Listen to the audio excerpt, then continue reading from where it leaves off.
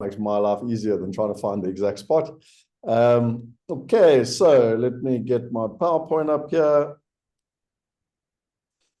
So welcome everyone. It's pretty much 9:01 and it's time for our Mastermind session, step 5 for June 2024.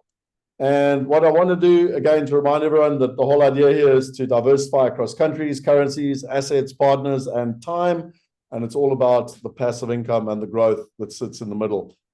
You know, again, reminding you that all three of the first steps, getting clear on your outcome, what is your starting point and what is your plan, those are all individual and personalized.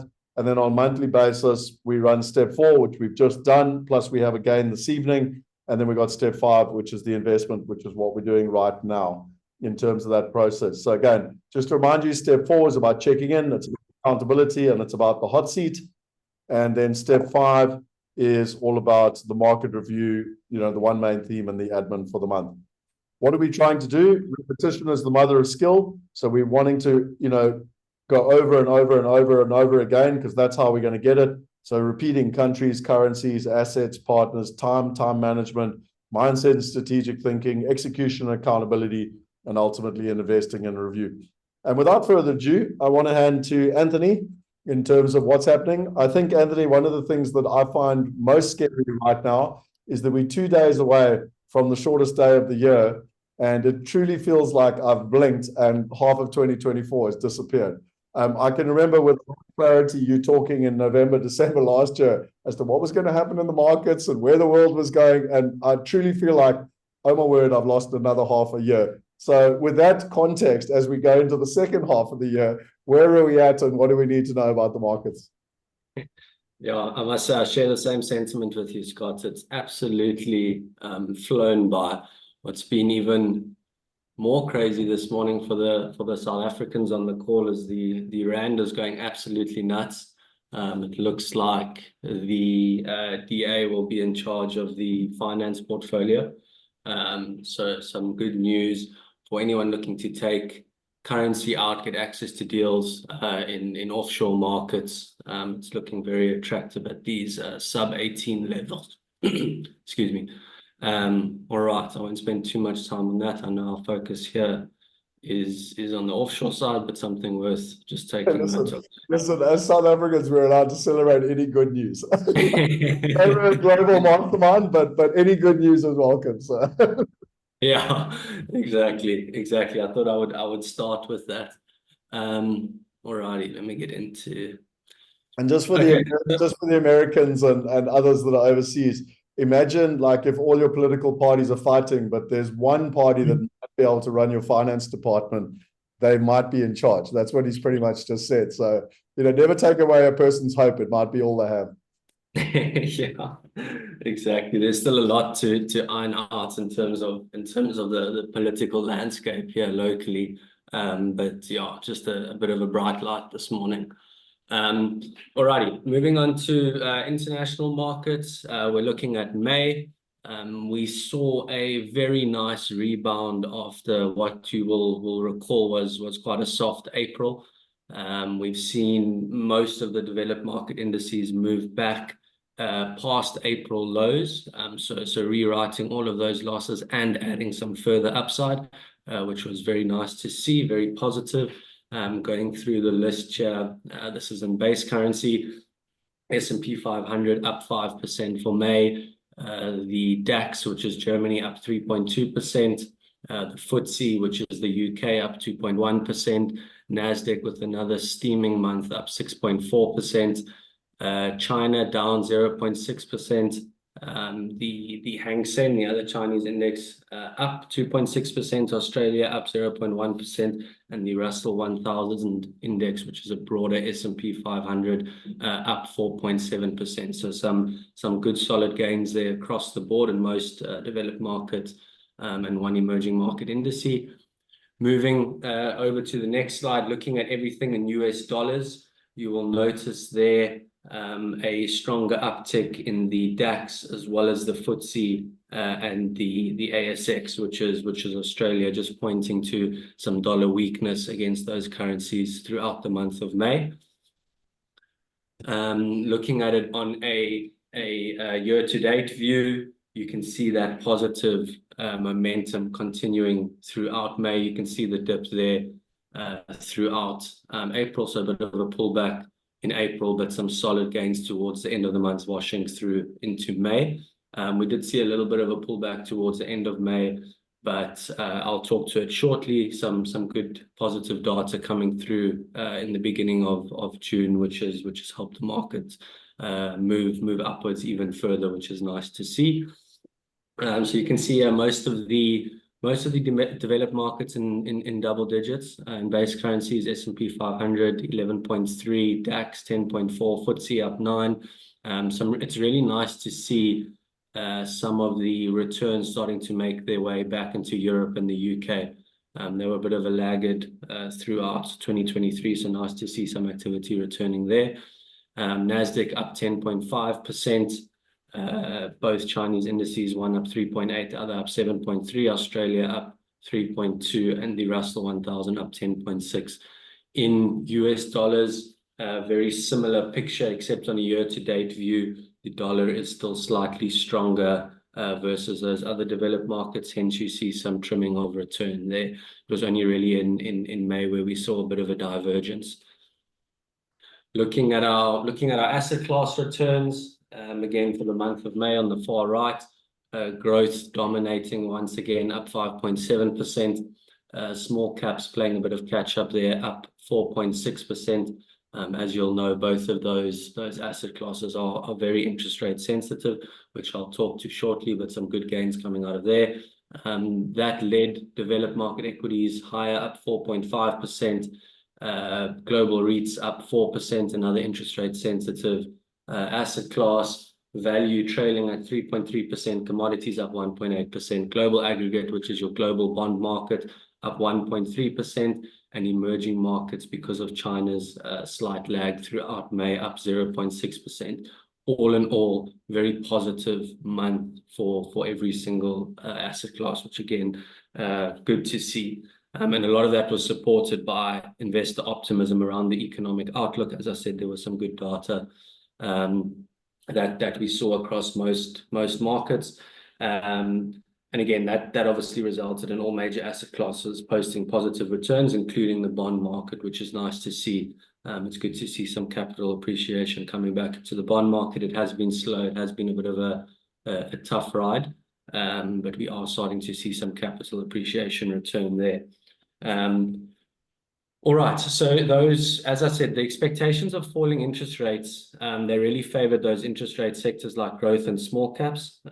We saw oil peak in April, but oil prices retreated during May. Again, another good sign for future inflation prints, as oil is typically a big mover in inflation numbers. Despite this pullback in oil, we did see commodities still delivering a positive return for the month, with global demand remaining solid in the commodity sector, keeping in mind that there are still conflicts in both the Middle East and Ukraine. I will talk to commodities a little bit later in some of the interesting reading that I've come across, in particular gold, some interesting developments there. Looking at the US, we saw the disinflationary trends stall a little bit in May, so the numbers weren't as great as anticipated, with price pressures in services sectors looking particularly sticky. It has been a bit of a sore point for inflation, the service sector. So this led to the comments from the Federal Reserve that further work still needs to be done in order to combat inflation. As you'll recall, I mean, this has been the typical response after higher inflation prints for most of the year. So markets were actually able to shrug that off quite nicely, and they continue to focus on the positive earnings surprises from the remaining Q1 earnings results. So that's pretty much concluded now. Some really good numbers there. As you'll recall, I've touched on that in the past. One of the key outperformers there was probably Nvidia, who posted massive numbers and some really positive forward guidance, and that just helped propel or keep the flame lit on the tech sector, and in particular anything AI focused. So What was interesting is that data released in June for the month ending 31 May showed further signs of inflation easing. So in other words, we had a May print that was all right, and then we had a June print fairly early on in the month that showed further easing in inflation. That was one of the main catalysts that we've seen starting June, and that helped propel the rally even further into June. I don't know if you guys would have seen the markets, but there was a massive reaction on that evening when that data came out. I think we saw most indices finish close to 2.5%, 3% for the night. So some really good movements there. That brought the expectation for a September rate cut back onto the table. So in May, again, that can got kicked down the road a little bit. But when we saw the softer inflation print, we also saw weaker jobs reports. And that kind of kept the idea alive of a rate cut in September. Moving across to Europe, the ECB throughout May was a lot more confident about the economy's disinflationary path as their wage growth continues to moderate despite activity recovering. So they're seeing some good dynamics there. They're not having this massive wage growth and a stalling economy. They've actually got economy picking up and wage growth stabilizing, which is nice to see. Even though there was a slight upside surprise in inflation during May, their inflation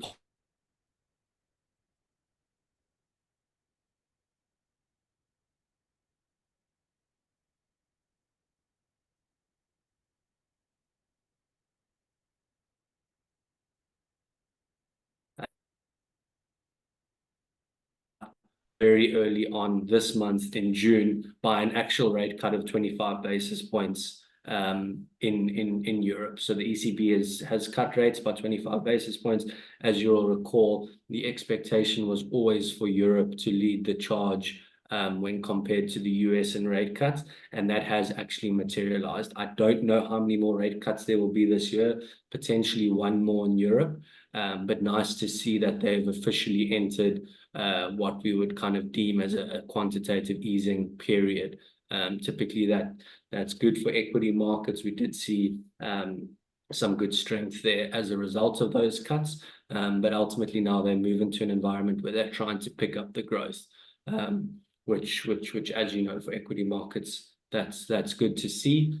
We did note also a bit of capital moving sideways from the US into Europe, which talks to a lot of the returns that we saw throughout May and continue to see throughout June. And again, it's nice to see Europe coming back online. They've been absent for quite a while now, so it's good to see a bit of a pickup there.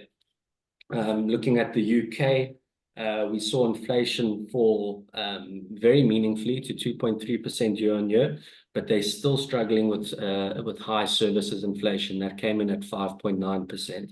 So they need to drastically combat that before any kind of rate cut comes onto the table. So I think a June rate cut, we haven't seen anything yet. It seems highly unlikely, very premature. I don't know when that rate cut will come in, but the UK is fighting other challenges in the form of that services inflation. They need to get that down a bit more meaningfully before rate cuts come onto the table.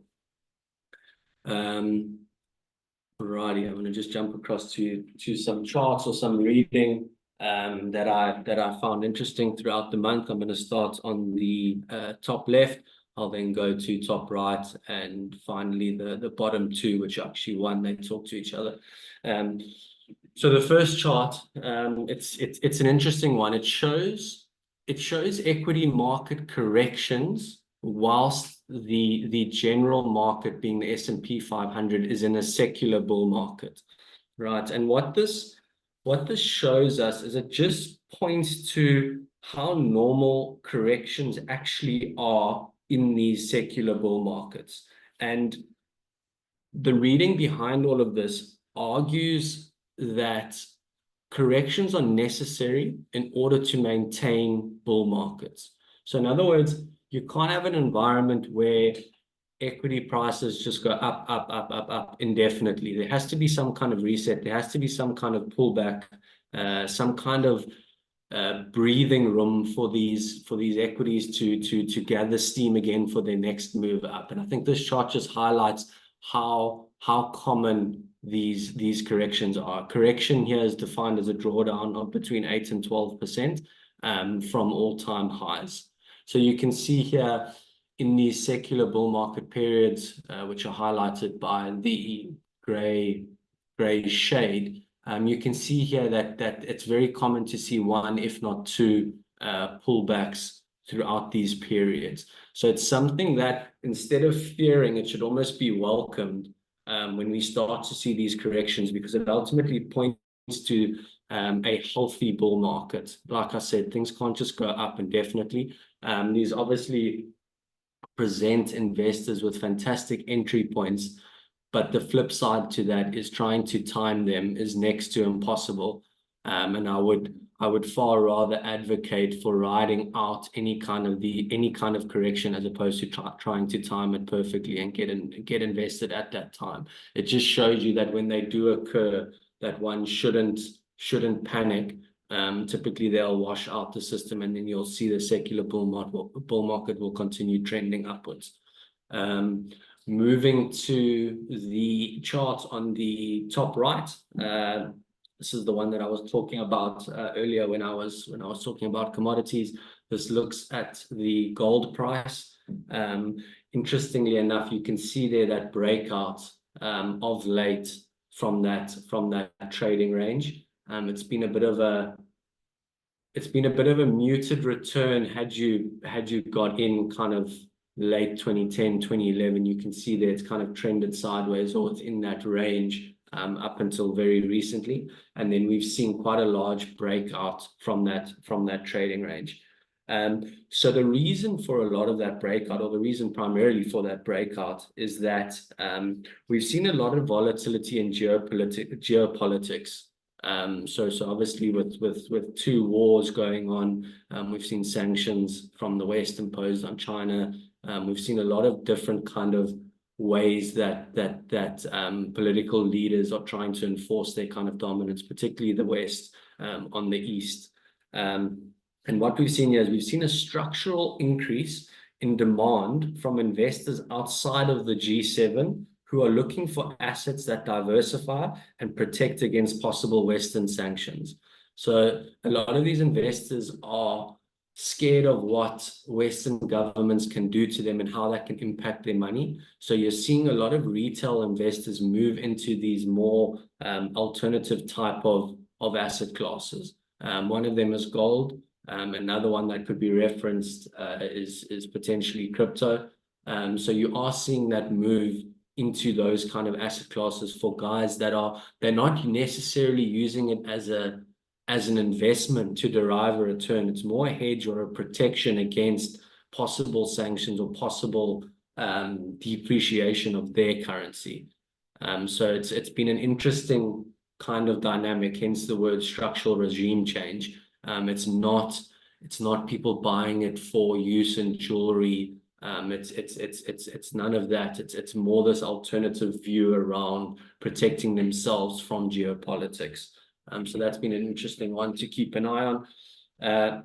Lastly, the bottom two charts, which should actually be one, talk to the de-dollarization theme, which has popped its head up a little bit of late, and really that's talking to the dollar no longer being the world's reserve currency. So it's interesting to see it in numbers. So the number of the week, 47.3, is the percentage share of US dollar transactions in the SWIFT global payment system as of April 2024. And this actually compares to a historical average of 41.4%, with data available since 2012. So about 12 years worth of data. But ultimately what they're saying there is that you've actually seen an increase in use of the US dollar throughout the SWIFT global banking system. So again, it's reaffirming the dollar's global dominance. It's speaking to the fact that the dollar, whilst there's a lot of speculation around it, is actually not going anywhere as a global reserve currency. You can see its dominance on the bottom right chart relative to the euro below it. the pound below that, and gold, the Chinese yen as well as the Japanese yen. The interesting thing to note there is that whilst the dollar is gaining slightly, the other currencies are strengthening marginally, but they're taking away from the euro as opposed to the dollar. So you can see there that euro chart is tightening a bit, and those other smaller gains that you see there in GBP and Chinese yen more specifically are as a result of they're clawing away from the euro. So again, I don't think the dollar is going anywhere anytime soon, potentially in the next kind of 50 years or so. But I don't think it's a major kind of threat to be worrying about, especially when you see the volume and you understand it in numerical terms. And that is me. It's fascinating what you just said, because I almost remember it feels like a conversation of almost exactly a year ago, where we were talking about the whole BRICS thing, because it was pretty much the middle of last year, the whole BRICS thing was happening. So it's like deja vu of talking about the reserve currency. So yeah, and that's why I bring it up actually, Scott, because it has kind of reared its head again. With soon as sanctions pick up around the world, that the BRICS word starts to get thrown into a lot of conversations. So I think it's just important to understand it in terms of the bigger players, in terms of the SWIFT system and who's holding what. When you see it numerically, it starts to make a lot more sense. Yeah, well, that's brilliant. If anyone's got any questions, please just ping them into the chat box or put your hand up and we can chat. I've got two questions, and both of them are, Marina's just asked, what is BRICS?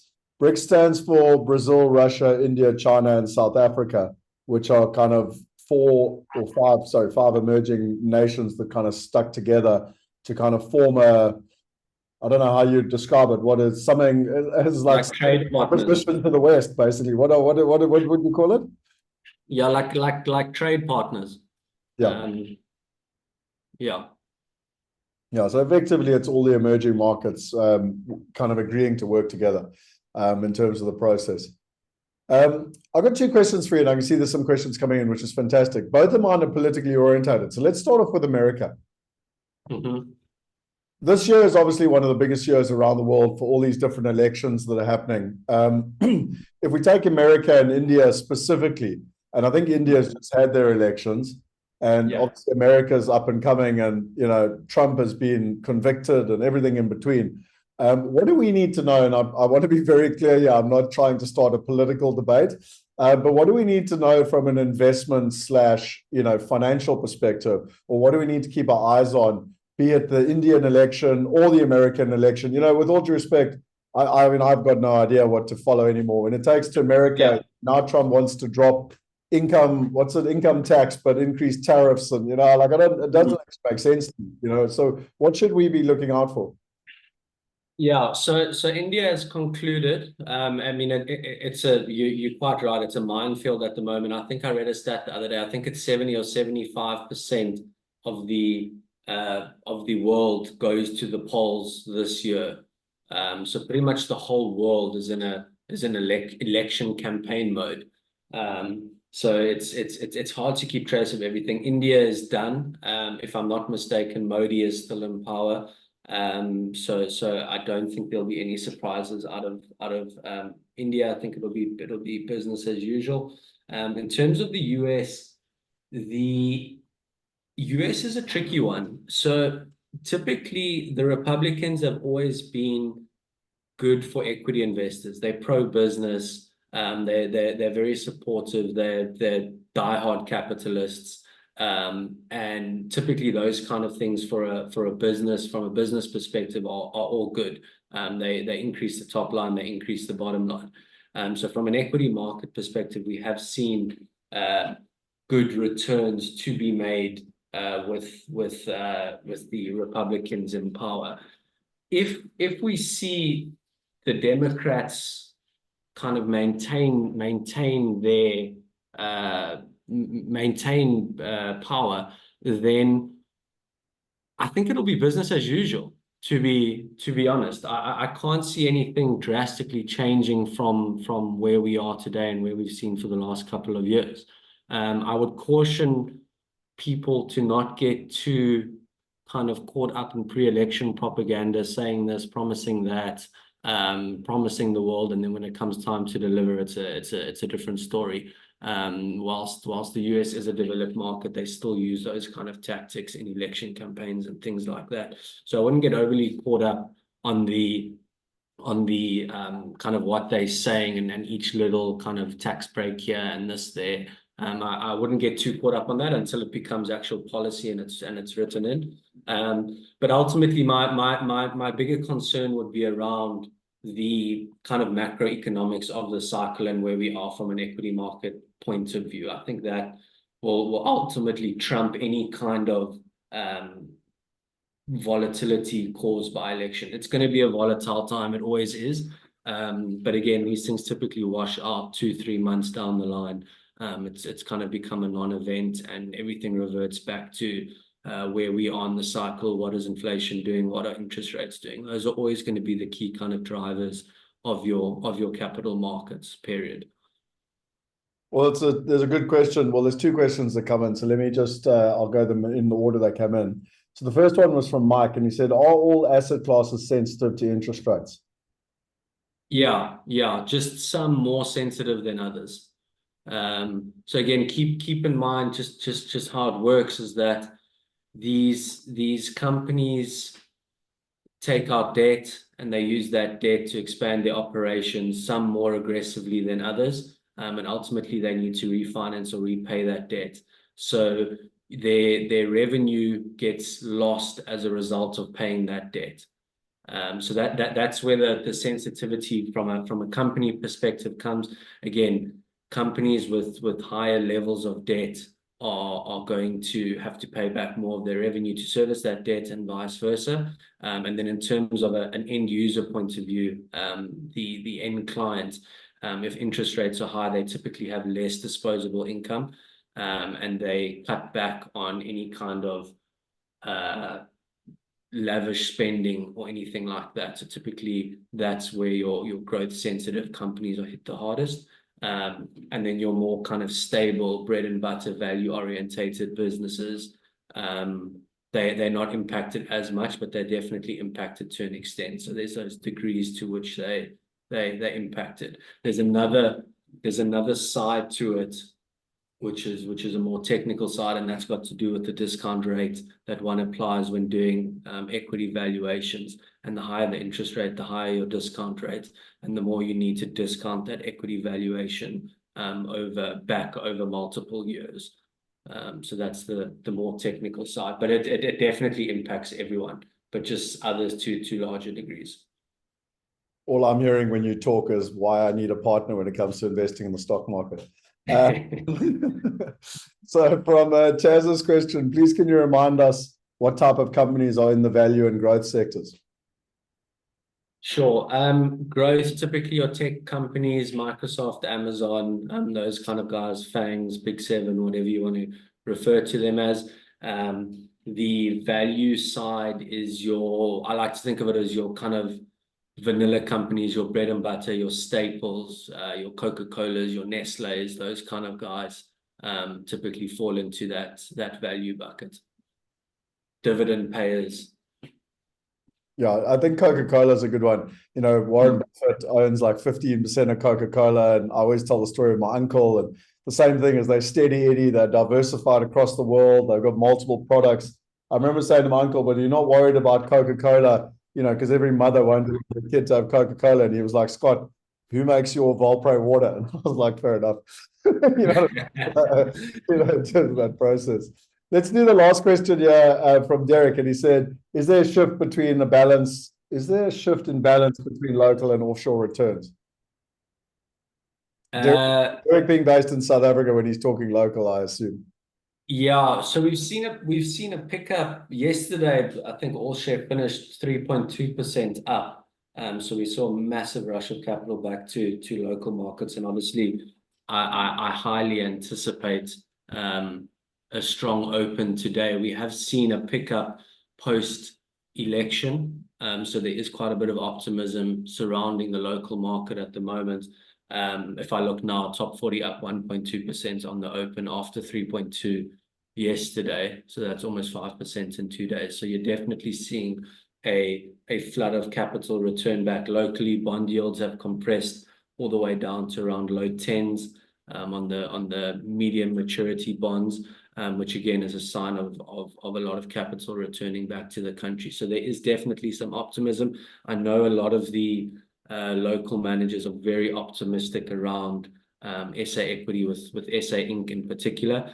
So SA Inc. being South African companies that don't derive any form of offshore income, pick and pay, those kind of retailers, as opposed to NASPA's process with most of their business offshore. So yeah, I think we're going to see some return come back to SA equity. I think it's going to be volatile. It's going to jump around with any kind of political any kind of political change or political news flow that happens in the next couple of weeks are going to highly affect that. But I think ultimately South Africa has been so cheap for so long that it's only a matter of time before you see that capital return. The one thing one needs to just be very careful of is you don't find yourself in a value trap. So you're just consistently sitting in SA equity thinking it's coming, and it never does. That's been the reality for SA investors for the last kind of 3-4 years. So just be careful of something like that. If you're a South African, you need to have some form of SA exposure. I think it's important. You can't afford to miss it, because when it comes aggressively, like we've seen in the last 2 days. And then it starts to wash out again. But I think a good balance between the two. I've always said Calio is kind of on the 70-30 fence, 70% offshore, 30% local, especially for a South African, is always going to be a good play. If you're ex-South Africa, if you're not domiciled in South Africa is a freckle on the global map. I wouldn't be overly concerned about missing out on anything from a SA perspective. Awesome. Well, thank you very much, Anthony. Very interesting times we live in. And yeah, I think good perspective on everything. And hopefully from what I can make out, the second half of this year with the interest rates possibly coming down should make for some pretty interesting times over the next 6 months is kind of what my takeaway from what you've said. Yeah, I hope so. How much is going to be backloaded into the end of the year, I don't know. Keeping in mind we're already double digits for 5 months of the year, so a lot of return is on the table already. So I wouldn't be waiting on the sidelines forever. You need to get allocated if you're not allocated. Yep. Awesome. Thank you very much. Deeply appreciate it. Can I ask a question? Sorry, can I ask a question? I put the question on late.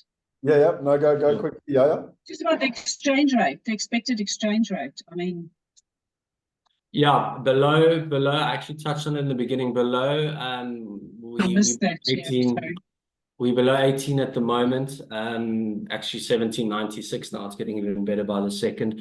News this morning around the DA potentially being or looking very likely like they're going to be in charge of the finance portfolio, which is incredibly positive, obviously, as that's been a sticky area in the past.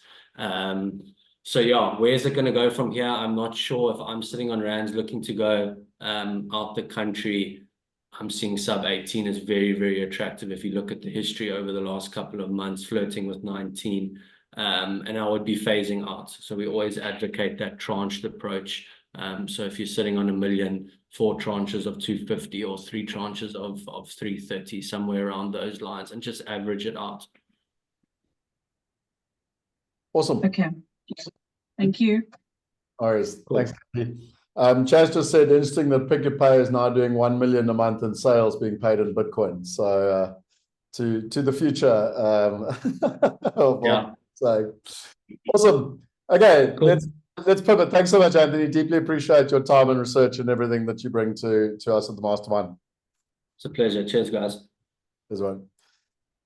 I can see Corin has joined us, but just before we pivot into Corin, if you don't mind, Corin, I just wanted to give a quick sales pitch, if you want to call it that, for the Wealth Weekend. A number of people have asked us for the Wealth Weekend and what it's all about, and I just want to make sure while I've got everyone's attention. So This is a really quite unique opportunity.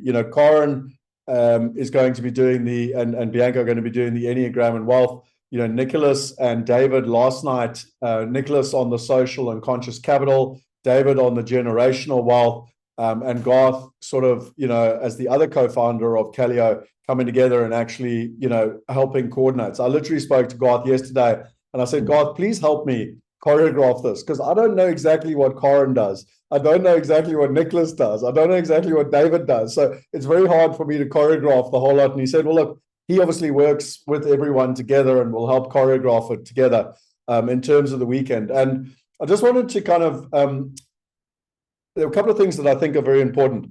The first is that, and Corin, please jump in at any point if you agree or disagree with what I'm saying, but this is a very unique opportunity. Like, I've never seen all of these caliber type people come together to deliver and add value. To put in perspective, I'm embarrassed to kind of share this, and I'm going to stop sharing my screen just so you can see me properly here.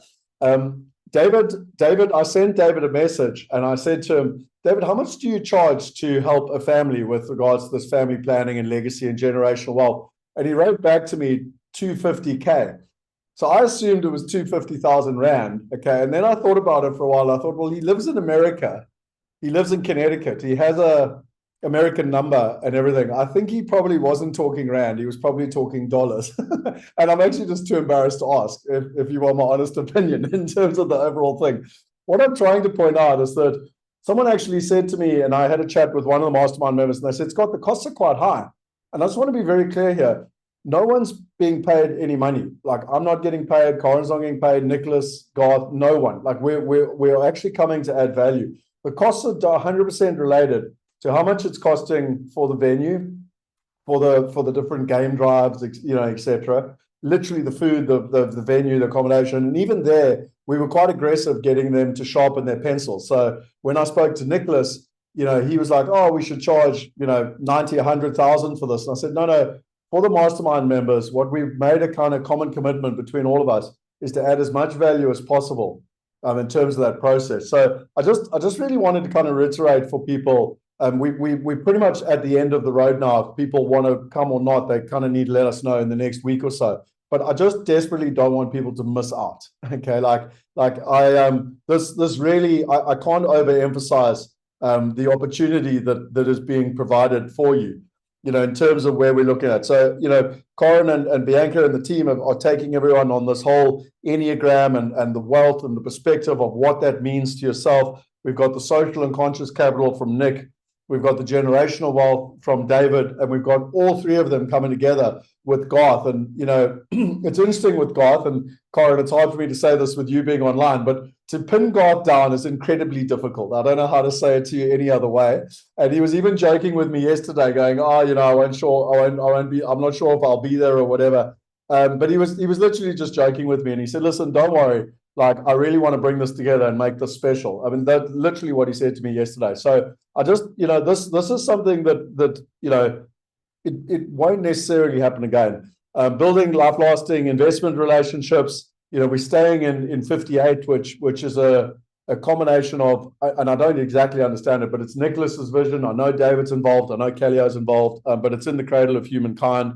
We've got a game drive booked for Friday evening. There's a Josie tour, and we intend to go to rugby, but if people don't hurry up, there won't be any tickets left. We've got dinners and lunches, and the date is the 28th to the 1st. So just to show you quickly, we basically arrive on the Wednesday. The idea is to kind of get there Wednesday morning, Wednesday afternoon, and we'll do our first kind of session Wednesday evening. Then day 2 and day 3. So on day 2, we're going to have work sessions. But we are going to do a hike into the cradle of humankind on the Thursday. On the Friday, we'll have a work session, and we're going to have a game drive in the evening with a Boma dinner.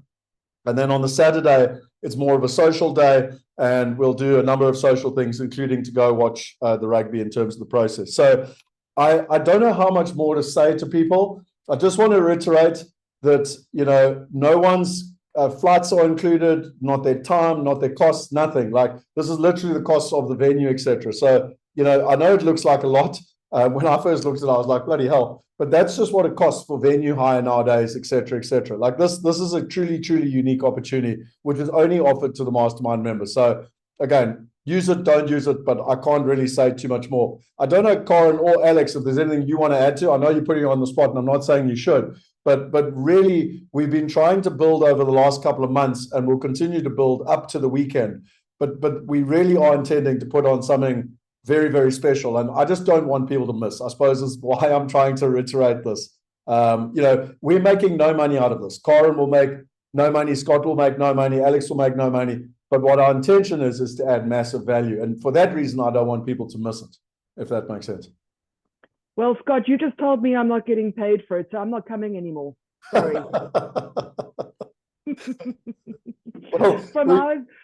From our side, it's been amazing getting to meet people one-on-one. I've really enjoyed the feedback sessions with those of you who I have connected with, and I see a lot of you online. I know we've scheduled a couple. Hi, Marina. I know we've scheduled a couple more sessions for the rest of this week and going forward. And there's incredible value in that, in having the one-on-one and getting to know you at a really deep personal level. But I can't emphasize enough the value that comes when you have everybody in a room sharing their own perspective, sharing their story, their response, their reaction, their relationship with wealth and with money, and how that stems from this deep inner motivation. So, and I can only talk to the Enneagram of Wealth because I'm not involved in the other workshops, but we've been doing this for many, many years, and the great learning comes from the group session. So if you've enjoyed the one-on-one and you've enjoyed your individual reports, I really would encourage you just to come and enjoy the group session too. Yeah. Also, from a more personal point of view, the Enneagram is about going back to your roots. It's an ancient tool. And where 58 is located is the cradle of humankind, which is where humanity as we know it started. There is an incredible museum there that can take you back to those roots. So for me, it's just, there's some synchronicity there. So thanks, Scott. No, awesome. Thank you very much, Corin. And Alex, just before we pivot into Corin and going deeper with the Enneagram and Wealth, just tell quickly your experience of March. And again, I repeat, where Anthony went through the 6 pillars of wealth, which he's done multiple times at a mastermind level on Zoom sessions, but what your experience was of what people experienced over the 2 days. Because the one challenge people have said to me, and I still will try and find a way to do the sessions, again, I haven't spoken to Corin or anyone else about this, but trying to do like the live sessions in the room, maybe over Zoom or whatever. So at least people might not miss out. But the problem is there's no way to involve you in the collaboration and the conversations that are happening around the dinner table and everything else. And I'd just like you, Alex, to share a little bit about your experience from March and going deep, because I want to reiterate what Corin's saying. Like, it's one thing to get the theory, but it's another thing to have the conversations with other like-minded people and to really internalize it. Yeah, I think it comes back to what I said earlier when we started out a couple of, 2-3 hours ago, is we're so busy with our own world, and we've got so many things that we're doing on a day-to-day basis that it's so special just to have a space where you can actually have, again, it comes back to that high quality thinking. And it's exactly what happened when we were in Cape Town and we started having these aha moments, or having these, insights from different perspectives, because it's exactly these topics that we discuss. We go over it over and over and over. But I think the insights come from actually sitting across from someone and talking about it and bringing your personal perspective and your personal lens that you look through these things. And then that's actually where you get insight. So, I mean, looking at a PowerPoint presentation is fun, and death by PowerPoint is a thing. So, it's almost having that as a theory, but actually practically talking about it in person and having these back and forth dialogue on these topics. So that was the biggest insights that we got from having these sessions, 2-3 months ago. So I'm really looking forward to that. Less of the, okay, let's look at the PowerPoint, more of the, okay, what does that actually mean to me? How am I actually going to implement that? And what's behind that? So yeah, I really look forward to that. And I would urge everyone to take it seriously, because again, I don't know when we're going to peg these people down to one date again. Trust me, it was like trying to meet with the Prince of Saudi Arabia to get all of these people in one place. Like, it wasn't easy. And I have had experiences with this Prince of Saudi Arabia, so I know what that's like. So yeah, I'm really looking forward to the sessions. Last comment before I pivot into the real session for today. You can see there's a single ticket for 3 days, which is the work session, or a couple ticket, obviously that's people sharing a room, and or the 5-day. And that's the reason it's more expensive on the Saturdays. There's a whole bunch of things on the Saturday, like going to the rugby, like going on tours, etc. They're all costs, like no one's making any money out of them. But yeah, just so that you know, we have honestly tried to keep them as affordable as possible. We've literally, gone back to 58 on multiple occasions and asked them to sharpen their pencil. Our whole idea here, I mean, if I could offer it to people for R5 or $1, I would. It's literally the costs of what it is. Okay, without further ado, Corin and Bianca are really looking forward to our session 2. I've said this a couple of times, but I'm going to say this again now, just to make sure that everyone hears me as well. I did my one-to-one with Corin last Monday. Bianca and I actually did a session as well about 3 or 4 weeks ago, Bianca. And I didn't know that much about the Enneagram. And literally through this process over the last month or so, I've felt quite stuck for the last couple of years, actually. And between Bianca and Corin, they literally used the Enneagram, pointed a finger straight at the problem and said, there's your problem. This is what you can do to resolve it. So I can't emphasize more highly to do the test yourself and to meet with them one-to-one. But without further ado, I hand over to the two of you. Thanks so much for being here with us. Thanks, Scott. I'm just going to share my screen. Stop pinning myself. Hang on. I'm going to make you the pin. Okay. As I said, it's so lovely to see so many of you online. I'm recognizing a whole lot of names as well from your Enneagram reports and your assessments, and really, really looking forward to chatting to those of you I haven't yet had the opportunity to. We're going to be going a little bit deeper today into the Enneagram, but I thought I would start off with just a bit of a recap in case some of you weren't on the last call, and just to, as you said, Scott, pivot, because it's quite a shift from what Anthony was talking about to what I'm going to be talking about. And somewhere between the two, there is this incredible connection, the Enneagram of wealth, which is what we're aiming for and where we're journeying towards. So to bring you back to this is the Enneagram as you will recognize it based on the system that we use, the assessments that we use. There are thousands of different carnations of the Enneagram online, many tests. Some of you have told me you've done some of the free tests and it's brought up in a result for you.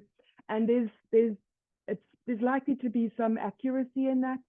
This assessment, the integrative assessment, is important for me, and today you'll see why. It just takes it to a much deeper, more complex level, which for me more accurately reflects the Enneagram and what it stands for. But this is it. It's a symbol, it's a system, it's a map of self-insight, growth and development, and it's a teaching. And as I mentioned last time, the modern Enneagram, which is the Enneagram of types, is an amalgamation of ancient wisdom, going back to way before civilization as we understand it, back to ancient Egypt, back to Babylon, over 2,000, 3,000 years ago. But it's an amalgamation of that wisdom, and all learned people would have thought that way about who we are, why we do the things we do, and the motivation behind that, and the benefits of modern psychology, neuroscience, and assessments such as this. It's what we call an open systems perspective, which means that the Enneagram is not a typing mechanism that will box you. And that's important for me in the work that I do as an executive coach, because so many of my clients have been through a myriad of these personality typing mechanisms and can't stand being boxed, being told this is who you are. And I completely understand that. If you say to me, this is who you are and this is how you behave, I will do everything in my power to prove you wrong. The Enneagram for me, and the reason I've chosen to use this over the last 2 decades, is that it rather shows us the box that we have created for ourselves, the cage, if you will, that we have built up around ourselves. And our cage is made up of these bars: our self-image, our vulnerability, our blind spots, our defense mechanisms. And what's important about these as the bars to a cage is that all of them are self-imposed. They're all there to act as defense mechanisms, to keep us safe, to help us navigate through this increasingly complex world. But to the large part, they are subconscious. And the point of the Enneagram is to make the unconscious conscious. And that's the work that we do together. I spoke a lot last time about George Gurdjieff, who brought the ancient Enneagram to modern psychology and systems thinking. And this is a quote from Gurdjieff to say that for as long as we stay in our mechanical level of functioning, we will never be truly awake. It was the Buddha who said, or who answered when he was asked, "Who am I?" He said, "I am awake." And that's the point of the Enneagram and the work that we do with it, is to show you who you are outside of the default mechanisms. Of course, the microchip behind this incredible machine is our ego, and the ego's only job is to protect our self-image, the image that we have created for ourselves. And this is what we call in psychology the conditioned self. We are born whole, and as we grow into our formative years, which we're going to talk about today, we develop these defense mechanisms to help us to deal with the world, to deal with the fact that we are alone in the world and that we're going to have to make our own way separate to the care and the nurturing of our parents. If we weren't able to build these defense mechanisms, we would be completely overwhelmed. At this age, we don't have either the emotional or the cognitive resources to make sense of the world around us and our place in it. And so our Enneagram core type is a strategy that we use and employ to deal with the world and to find our place in it. These defense mechanisms and these strategies, these coping mechanisms, save us as children. They help us to begin our journey. But as we move into our 20s and 30s, they start to work against us. They start to prevent us from finding our authentic self, for responding authentically in the way that would serve us best, and rather to fit into this pattern, this cage that we have built up for ourselves. And in this way, the very thing that saved us becomes the thing that eventually works against us. We ourselves need to figure out how to overcome ourselves, or we need to get out of our own way. So to bring you back to the Enneagram, it's based on core fears. The fears that we experience as children at a very early age, and the one thing that we are unable to move away from. I'm going to leave this up here for a couple of seconds so that you can identify your core fear, those of you who have done your assessments, and for those of you who haven't, being able to spot it here. And at this point, I want to connect this to the concept of money and wealth, which also, interestingly enough, dates back to the time of the Babylonians. They were the first people to use metal as money. And how for us, money, wealth, finance is used as a way to overcome these core fears. And for each of these core fears, being without identity, for example, or being limited, feeling vulnerable, feeling dependent on others, each of these core fears can be overcome conceptually through having money, through wealth, through resources, and having enough. And this is the very start, this is the kickoff point for the Enneagram of wealth. If these are our core fears, Our ego then, in order to protect us, has to create this idealized image of who we are. And if we consistently live up to this image, I am good, I am right, I am responsible, then I will keep myself safe. And that means that this becomes my core intrinsic motivation. This is the way that I have to show up in every single interaction and every single situation in order to keep this mechanical functioning optimal.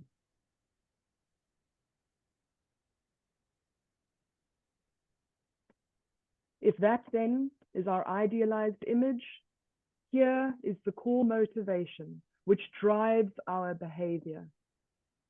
And this is a key slide for me, because the Enneagram is not about the behavior. It's not about what you see on the surface in yourself and in those around you. It's about what's behind that behavior, what caused, what led to that behavior. This is the unconscious part of the Enneagram, and this determines everything. This determines how we respond to life, how we make decisions, how we engage with people, the relationships that we form, the relationships that we seek, but also, and at a fundamental level, the relationship that we have with money, what it means to us. The Enneagram is not about who we are, it's about why we are. And the first step to understanding our relationship with money is to understand our relationship with ourselves, this inner dialogue that is constantly playing out in the background. Please stop me if I'm going too fast. I'm whipping through these slides because they're a repetition, but as you know, I love questions. Please talk to me as we go through it. Scott, you'll let me know if anything comes up. Yeah, no, perfect. No, I'm watching the chat box in terms of, look, repetition is the mother of skill. So, I mean, I've seen you do this multiple times and I learn every time. So it's really good for everyone to remind themselves of the core substance. Great. So just by the way, one of the things, Karen, sorry to butt in, but one of the things that I'm learning now is that and I'm sure maybe it's just because I'm an 8, but when I first did this, all I was interested in is me and my wounding and my problems and what I must do to fix. But what's becoming really interesting now for me is, like, as an example, a bunch of people said they were 5s.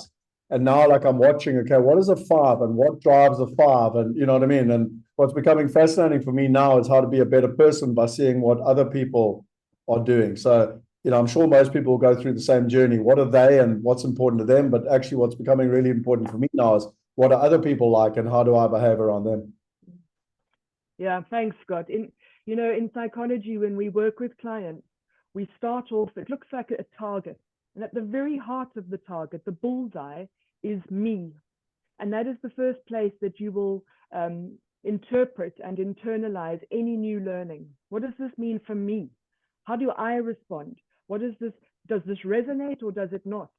And only once we've come to a complete understanding of what it means for me, does that circle widen into what does it mean for us? How can I now relate better with my family, with my friends, with my loved ones, with my colleagues? That can't happen until that first inner circle has been satisfied. So exactly what you're explaining now, that in the beginning, well, what does this mean for me? That's the point of the one-on-one sessions that we do together. But once we've grasped that, it becomes, well, can I spot my partner? Can I spot my children? What does this mean for the people I work with? So each time you come across it, you'll be able to find somebody else in the Enneagram. And that's the point of the group session, is to help you identify the important people in your life and understand how you can relate better, not just with them, but with everybody in your circle. Oh, that's brilliant. Because our idealized image is all that the ego wants to focus on, it prevents us from seeing what it doesn't want to see. It literally blocks that. And that for us is the blind spot. So in wanting to be seen as strong, what the ego blocks out for the 8 is any form of vulnerability and weakness. That becomes the danger. That becomes the block that we are unable to see in ourselves, but are heightened to in everybody else. And this, of course, just continues to feed our ego. I am strong, and in order for me to be strong, everybody else must be weak. And it is my role either to help you to become strong or to fight against that and what it brings up for me. And this is true for each type. It all goes back to the core fear. So that's a bit of a recap. This is where we're aiming with all of these webinars and heading up to the Wealth Weekend, is the Enneagram of Wealth and what this means for each of us based on our core fear, our core motivation, our idealized image, how it's important for us to be seen by others, building up to what type of investor does this make me? And how can I use this information to have better, more informative conversations with people around wealth and finance? I said in our first webinar that for me, the Enneagram is like a kaleidoscope. Each time you twist it, each time you go down a layer, it brings out a whole new variety or a new way, a new level of complexity of understanding ourselves. And that's what we're going to be doing today. We're going one level deeper, and that's into the centers of expression. You'll now see that there is another layer around the original Enneagram symbol. At the top, 8, 9, and 1, that's defined as the action center. These are people who show up through action and in action, who identify themselves through what they do, who are driven to do and to perform rather than to feel or to think. Next down, we have the 2, 3, and 4. These are the feeling types. These are people who live in their heart center, whose every decision is emotional, including decisions around finance and wealth and security and resource. And then moving clockwise, 5, 6, and 7, that's the thinking center. These are our cerebral intellectual types who, for every interaction or decision, have to process it analytically before they feel safe enough to continue. I wanted to show you what this looks like in my own profile. The last webinar, we spoke only about the core type, that large number, and what that means in terms of my core motivation. But here you can see that I am not only a 2. Nobody is pure anything. I may be core 2, which means that I live in the heart center, in the feeling center, but my action type is 1. I show up as a 1. I work as a 1. I do as a 1. And my thinking center is a 6. So I process analytically the way that a 6 would. So my core or my true profile is not 2. It is in fact 1, 2, 6. And for those of you who've had your feedback session, this will make more sense. My apologies to those of you who haven't yet, but I hope it'll become clear as we go through this. Okay, so what does this actually mean? For the action types, this is the very first part of the formative years. It's the process called differentiation, where we as babies realize that we are separate to our parents. Very often, these types are the firstborn who are then displaced in their parents' attention by the next sibling, and they realize that for the rest of their life, they are not going to be permanently attached to mostly the mother, but certainly to the parental influence. They learn through this that they are able to control their world. They are able to control other people's reactions through their own actions. When a baby is very angry, it demands attention and response from others. Or by learning how to behave properly, it can earn favor and praise from its caregivers. So for those children who get stuck in their formative years in the action center, their core need revolves around independence. How do I make my own way in the world? And autonomy. How do I become my own person? How do I survive as myself? These children, for them, the childhood trauma sits in holding. They didn't feel that they were held or nurtured or supported enough in their formative years. And so each of them finds a way to survive by creating this holding, this standing in their own way. Their primal emotion there is anger. They experience the separation as an immense hurt, and it makes them angry. And all of these types, all three action types, will experience anger as their core emotion. For the 8s and the 1s, this is clear. For the 9s, they're not aware of their anger. It sits at a subconscious level. But all three types, as their core primal emotion, is anger. This also coincides, interestingly enough, with independent locomotion. So children realize and learn that they can use their arms, their legs to move themselves, their hands to grab things or to knock things off the table. So they start to develop this form of autonomy through their own bodies. So the action center is also the body center. People who sit in the action center will experience everything physically. They carry their stress physically. They have to release tension physically. Exercise, for example, is very important. Illness shows up through their physical bodies rather than emotion. I feel like I'm leaving something important out, but hopefully it will come back to me. So as we go through each of the types then, the 8s initiate action. They become their own protective parent. They become very tough in a way to protect themselves against the scary new world. They go their own way. They use their bodies to demand response from others. They have no issue expressing anger as very young children when their needs are not met. They develop an exterior shell that is defined by toughness and by strength. They make themselves very big so that others won't pick on them. They push against boundaries. They push against being told no. They want to define their own boundaries. They want to rebel against any form of restriction or limitation, and they do this physically.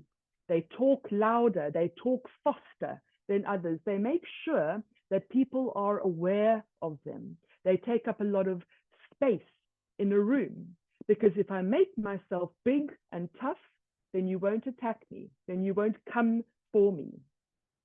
Our 8s are our mobilizers. They initiate, as I said, action. They're decisive, they're reactive, they're impulsive. In fact, there's an actual term to discuss the way that 8s communicate, and it's called direct assertive communication, DAC.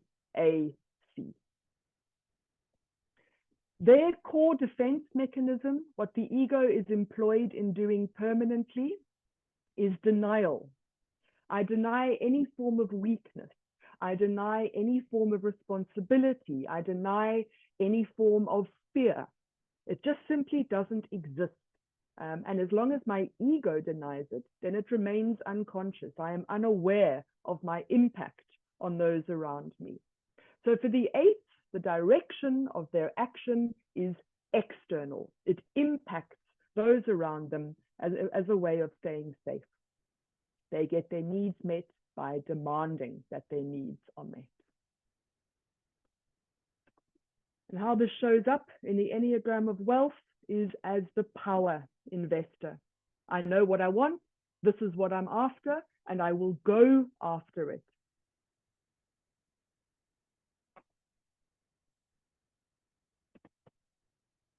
The next up is the 9. And the 9... Karen. Yeah. Yes. Just very quick one. I just want to steal the screen very quickly. I just want to make sure, because I know people sometimes miss stuff. We did put this together this here, where basically from your session last month, and with your help and Bianca's help, we basically put together a small breakdown of each one. So we just went through the 8 as an example. Where's it gone now? So there you got the 8, and it's kind of some of their motivations and some of their strategies, etc. I don't want to break your train of thought, but I just wanted to share with people. I've put this in the WhatsApp group, and it is just a simple guide to each number in terms of that. So again, it's just a tool. I'll back to you, but I just want to let people know they have that tool that we've shared with everyone. No, that's great. Thank you, Scott. Okay. Whoops. Oh, let's have my screen back. Okay, Yep. moving on to the 9 then, where the 8 initiates action, the 9 disseminates action. And what we mean by this is that the 9's action is, the aim of the action is to smooth things out, to create a level playing field. They don't want to cause disruptions. They also don't want to be there to fix disruptions. They are there to smooth, to diffuse action, their action is more scattered. So you're going to see these words coming up throughout the Enneagram. If the 8 initiates, the 9 disseminates action. And the reason for this is that 9s are able to ease the pain of the separation that they feel as very young children by completely erasing their own sense of self, by blending that sense of self into a merging with others. If I can be with you, if I can be like you, then my own sense of self doesn't matter. They blend. They create a union with those around them to replace the union that they have lost with their core caregiver. The quote for the 9 is always, they go along to get along. And they're able to do that because their needs are not front of mind or front of body in this case.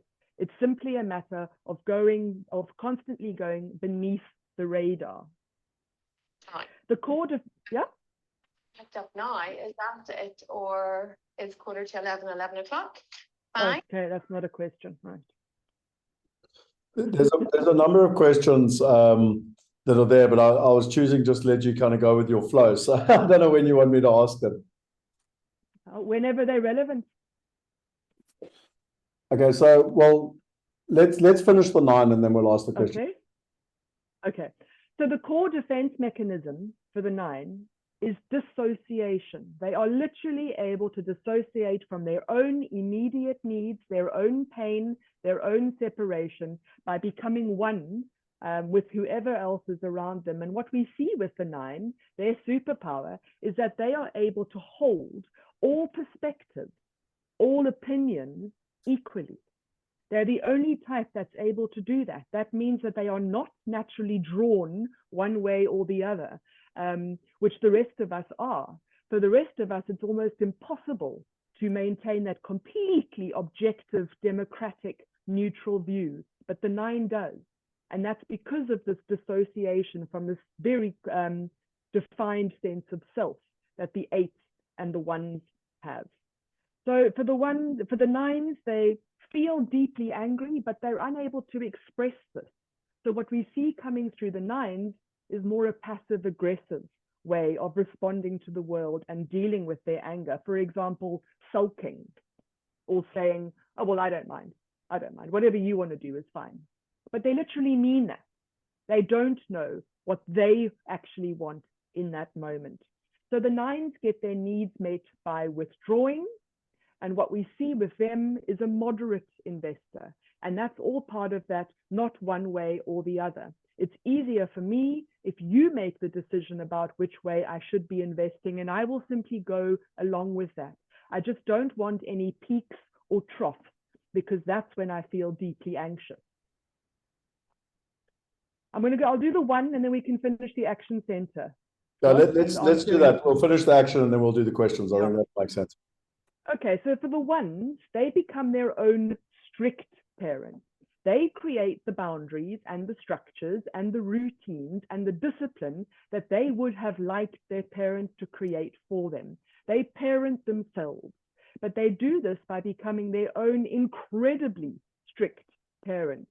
They develop this, not just an inner voice, but an inner committee of critics that is there to comment and judge and provide guidance on every single thing that they should have done or must do or could still do. And that's ongoing all the time, this narrative of how I should behave. And they do this by ignoring their own physical needs. Often with ones, they were forced to walk before they felt ready because of peer pressure. This is certainly true for my own youngest, who went to creche at the age of 13 months because she was bored stiff. She was the only baby who was not yet walking. And within 2 days, she was walking. She felt the pressure of the peer group to ignore her own physical needs, to ignore the needs of her own body. It's true as well with ones where we see things like potty training, where parents have been told that a child should be potty trained by a particular age. And so rather than being guided by the child, they enforce this on the child. And the child learns that my own physical needs are not reliable. They're not a good way of figuring out how to navigate through the world. So instead, they create these very, very strict, restrictive structures around them, and they repress their own instincts. For the one, it's about conforming, being good, being responsible, doing things the right way. I was unfortunately witness to an interaction between a parent and a child in a play park, where the child had hurt herself, and the parent's response was, "You're acting like a baby." And I thought, this is a baby. This child is a baby. It has hurt itself, and this is a natural response to pain. But it was being told that this was inappropriate. This was not the correct way to behave. So the defense mechanism for the one is what we call reaction formation. So rather than coming up with my natural response, I will form an appropriate action. And that means that I do not express my own needs. So where the 8 is comfortable expressing anger, and the 9 internalizes anger into a passive-aggressive style, the 1 represses anger. It's not appropriate to show anger. And what we see with 1s, as we said, everything settles in the body. They grind their teeth. They end up with jaw aches. They get migraines. They suffer stomach ulcers, because all of that anger becomes repressed and internalized. So ones get their needs met by earning that, by being good and responsible. In the ones, we see the blue chip investor. What is most appropriate? What's the correct thing to do? What is everybody else doing? It's the conforming stance. All right, I'll pause there.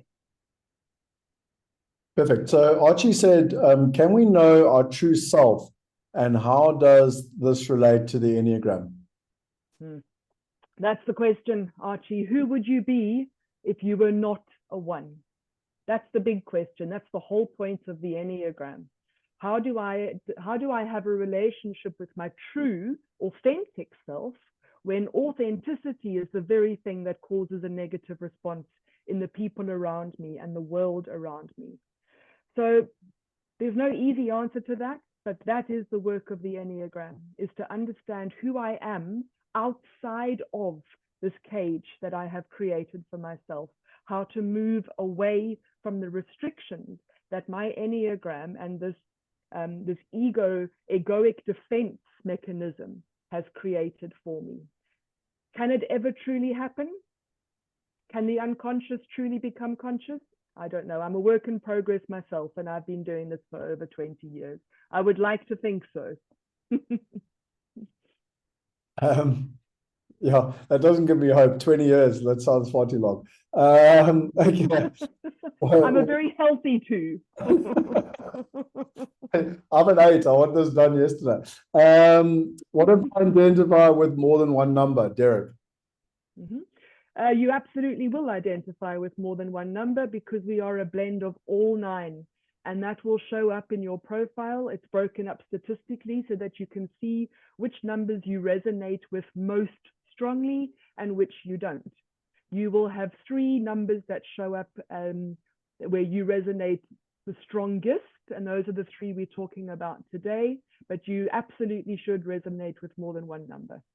Can I just, Corin, if you don't mind, I'm just going to steal my screen. I know we're going to go here just now, but just for Derek and everyone else, this is the reason why I think it's so valuable to do this test, because you'll see, Derek, I'm an 8, 3, 7, and you can literally see, like, it's not just an opinion, it's actually based on data. And then actually, if you take all 9, you can actually see my percentage. So again, 8, 3, 7. And unfortunately, you know, the healthy person should be a lot more balanced, as I understand it. And I've got some strong weaknesses that need to be worked on. Like if you're a 9 and you don't like conflict, you and me are going to struggle with each other. Or no, not a 9. What was it? A 6. You know, whatever. But I think all I'm pointing out, I don't want to steal Corin's thunder, but you know, this is the beauty of this. It's a mathematical equation. It's not just you kind of guess which number resonates with you. Mm-hmm. Any Marina said, Derek, is that good? Yep. Marina said, I was the youngest and I'm a 9, so how does that work? Yeah, that's very, very often the way it works, that the 9 is the youngest or the middle child. And that's because the 9s, as a middle child or as the youngest, do not receive that direct attention that the firstborn does. So it's easier for them to merge, to make themselves almost invisible in the family dynamic, to keep themselves safe. You don't have the parental pressure and the force of the gaze on you all the time. So we often find that our 9s are middle or younger. Yeah. Can I make a suggestion? I've had 2 comments come in, Corin. Can we keep the questions? Let's run through the rhythm. Otherwise, we kind of go around. And I know 1 or 2 people have also said they're just worried about time. So let's go through the substance and then we can go to the questions. Absolutely. Okay. Let's move on then to the feeling center, to the 2, 3, and 4. For people who were born with a feeling, or not born, people with a core type in the feeling center, there's a stark realization that this is a social world, that I am going to have to interact with other people who need to like me if I am going to survive. So the core need for children here is to feel seen, to feel affirmed, to be recognized, to feel connected emotionally. The question for all children in this center is, am I okay? Am I okay like this? Am I worthy of your attention and your love if you see me in this way? And as a result, the core emotion, the primal emotion for all feeling types is shame. How do I avoid shame? 2s, 3s, and 4s live with shame as their permanent emotion, and everything that the ego does is to try to prevent them from ever having to experience that. So for the 2s initiate feeling. It goes outward. They initiate connection externally by presenting a self in order to gain approval, by meeting other people's needs. If I show up as helpful and kind and thoughtful, and if I do things for you that make you feel good, then you will love me. The 2s realize very quickly, the very first time that they express any kind of selfish behavior, or they put their needs before those of others, which is a natural response for a child, that those aspects of themselves are not valued. In fact, they can be punished for them. So they learn very quickly that to put their own needs first is not okay, and they are made to feel shame for that. So they learn to ignore their own needs, anything that in any way could be seen as selfish. And the entire focus becomes on meeting other people's needs in order to earn love and approval and connection. The core defense mechanism there for the 2 is repression on my own needs and what makes me feel good. Because if I can do that, then I'm able to meet everybody else's. So what we see as an investor type with the 2s is a legacy investor. In what way can my investment strategy, my wealth, my finance have an impact on others? It's not just okay for me to invest in order to gain a return, but my money needs to be doing something good for others. Otherwise, it's utterly selfish, and that will make me feel shame. For the threes disseminate feelings, because feelings get in the way. Feelings are an obstacle to achieving success, to showing up in a way that will be considered worthy. The threes disseminate feeling by saying that if I am seen, if I am to be seen, I must be worthy of being seen. My parents must see me above everybody else. My friends, my teachers, the world must see me. And in order for them to see me, I have to be extremely good at what I do. I must be worth seeing. So the threes, as very little children, idealize role models, people who are seen, people who are validated, people who receive love and adoration from those around them.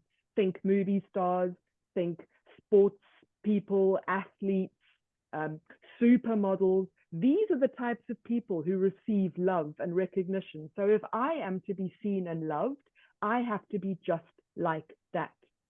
So for the threes, it's about presenting an image that is worthy of validation. And if I do that, I can't feel my true feelings at the same time. I need to suppress those. I need to not take those into account.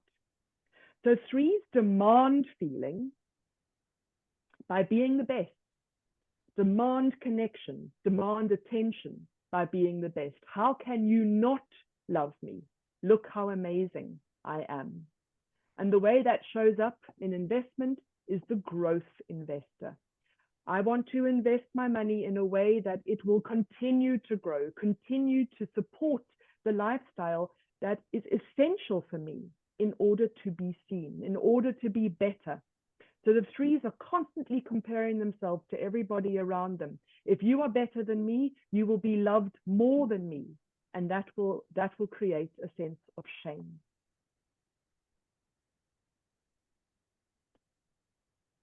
For the fours suffer a lack of connection. And I want to emphasize that word, suffer.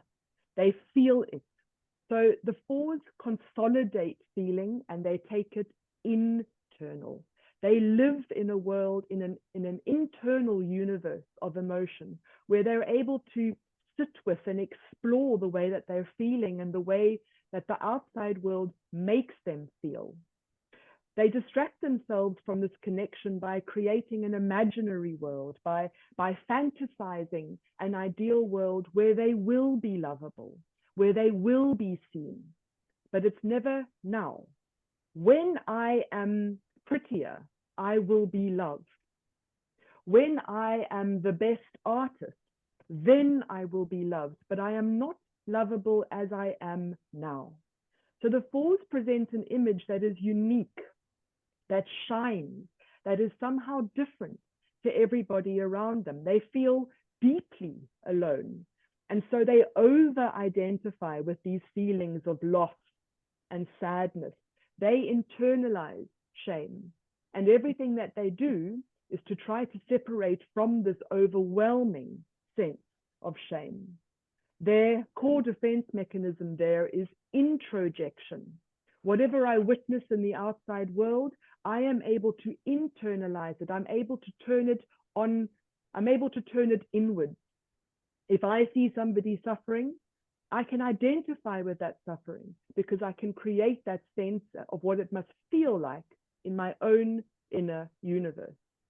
So they get their needs met by withdrawing, going deep within in the hopes that others will follow them. So what we see with the fours is an alternative investor. I cannot invest in the way that everybody else does because then I cannot be seen as unique. Then I will simply disappear into the midst of everybody else. And if that happens, then I cannot be loved. So the fours need to do things that are unique and that are different and that will show up as such.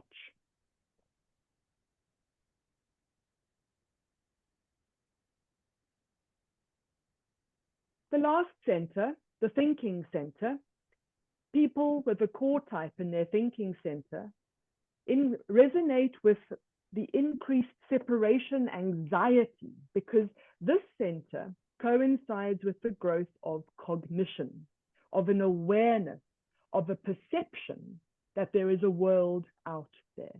We've moved from independent locomotion with a very young baby to an emotional identity as a toddler, that I experience emotions, that things make me feel good or feel bad, and that my actions can make other people feel good and feel bad, into the very young child here who experiences genuine fear at a scary world.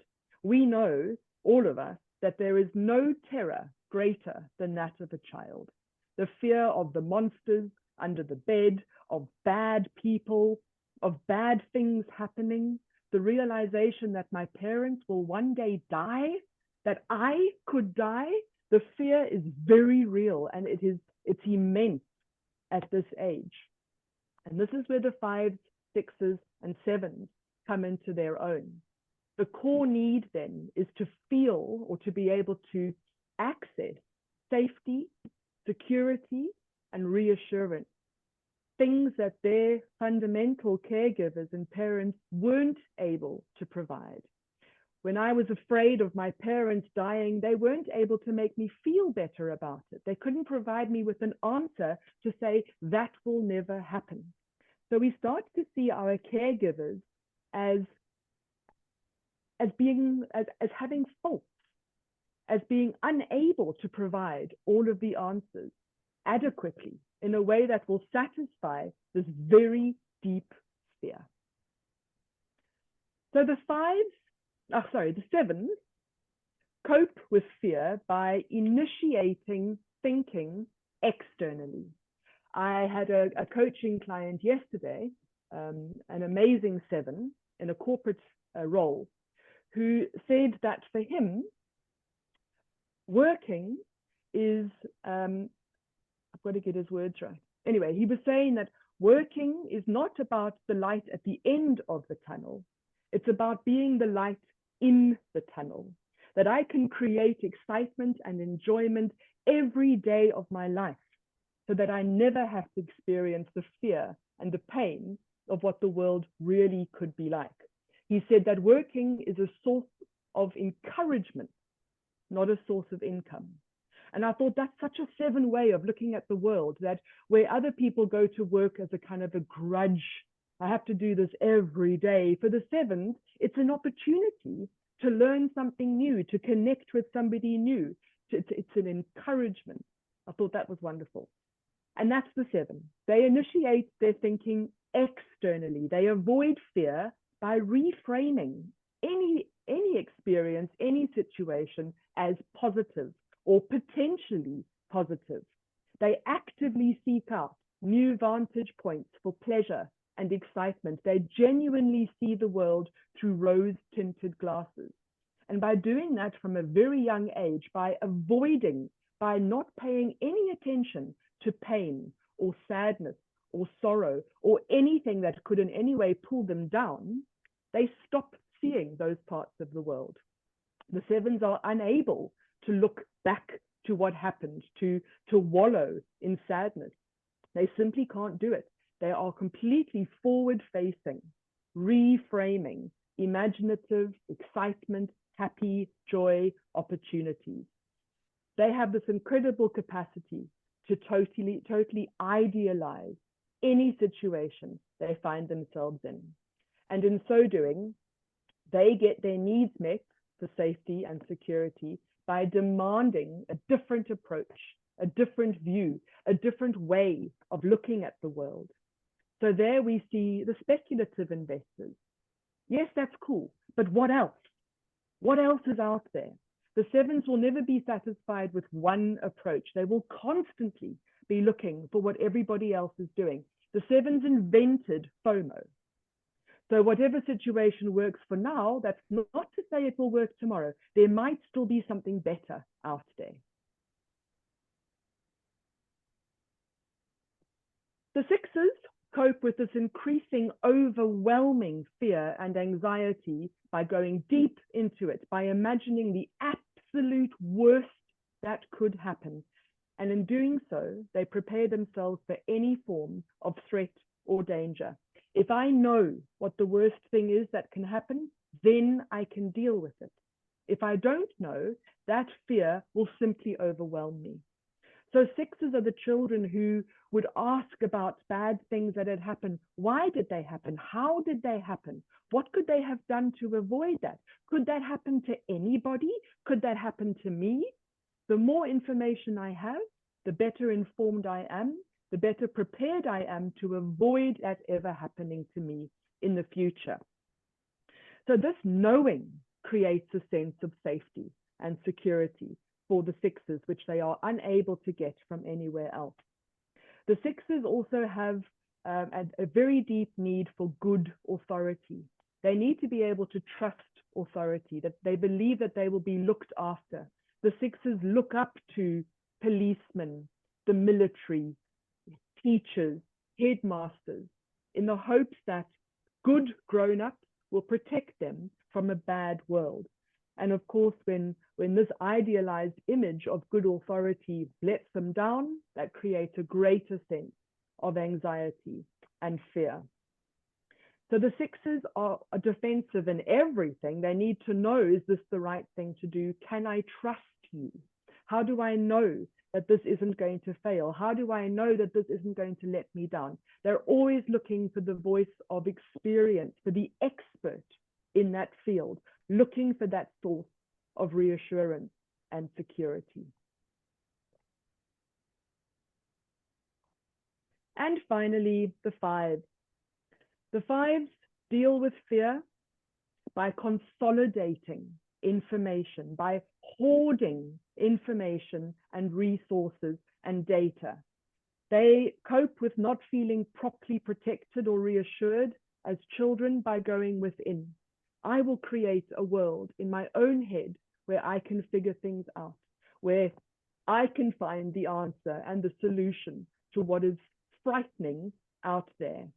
They consolidate thinking, they gather knowledge, they research facts, they keep their resources very close to them to ensure that they always have enough, and in that way never have to depend on anybody else, because nobody else is reliable, nobody else is dependable, nobody else can keep you safe. The aim for the five is to be completely self-sufficient in all aspects of life, not just financial. So they move away from others. They're able to compartmentalize the different parts of their life in such a way that they can literally shut that off. I had a client last week who had to travel for business, leaving her 10-week-old baby at home. She was going off to Dubai, I think, with a colleague, and her colleague said to her, "How did you cope being away from your child?" And she said up to that point, she hadn't even thought about it. She was focused on work, she was going to do a job, and the baby and the husband at home were in a separate box entirely. And that's how the five copes with reality, by just not going there. By doing this, by creating these boundaries, by detaching themselves from their emotions, by minimizing their own needs, they become completely self-sufficient. So what we see quite obviously with the five is the conservative investor. This five has done all of the research for you. They have done more research than you ever imagined was capable, was possible. They know everything. And what's important to the fives is that they are able to have a buffer, that they will always have enough, no matter what. And when we put all of those together, you get the wheel of the Enneagram of wealth. The core motivation, the primal emotion behind the way that we see the world, how we respond to that, whether we initiate, consolidate, or disseminate, and in how that shows up for us in meeting our needs through finance and money. Was that a question? I'm going to pause there, Scott. No, there haven't been any new questions. There were a couple of previous questions. I must admit, it's interesting for me, only, having seen this now 3 times, and I've only just noticed the pattern of initiates, disseminates, consolidates, and the way it goes around 3 times. So that's very interesting. Well, that's because you're an 8 and you're a bit slow. So.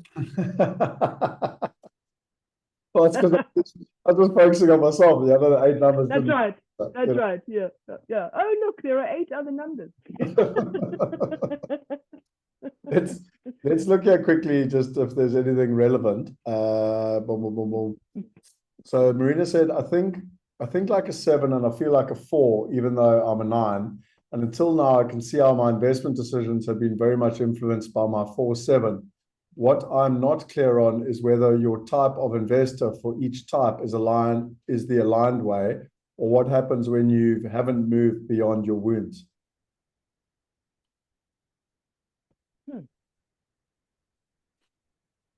I'm not sure I'm completely understand the question, Marina, but let me try.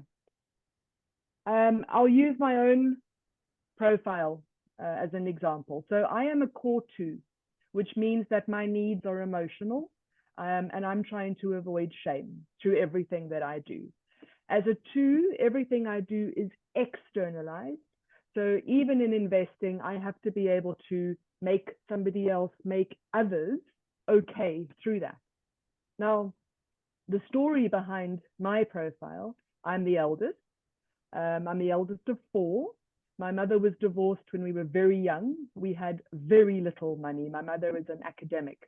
So there was never going to be any hope of lots of money. And what this meant for us is that we had to do without luxuries, things that other children had. And for me, that was strongest in things like not being able to go on school tours or sports tours. None of us could, none of us did.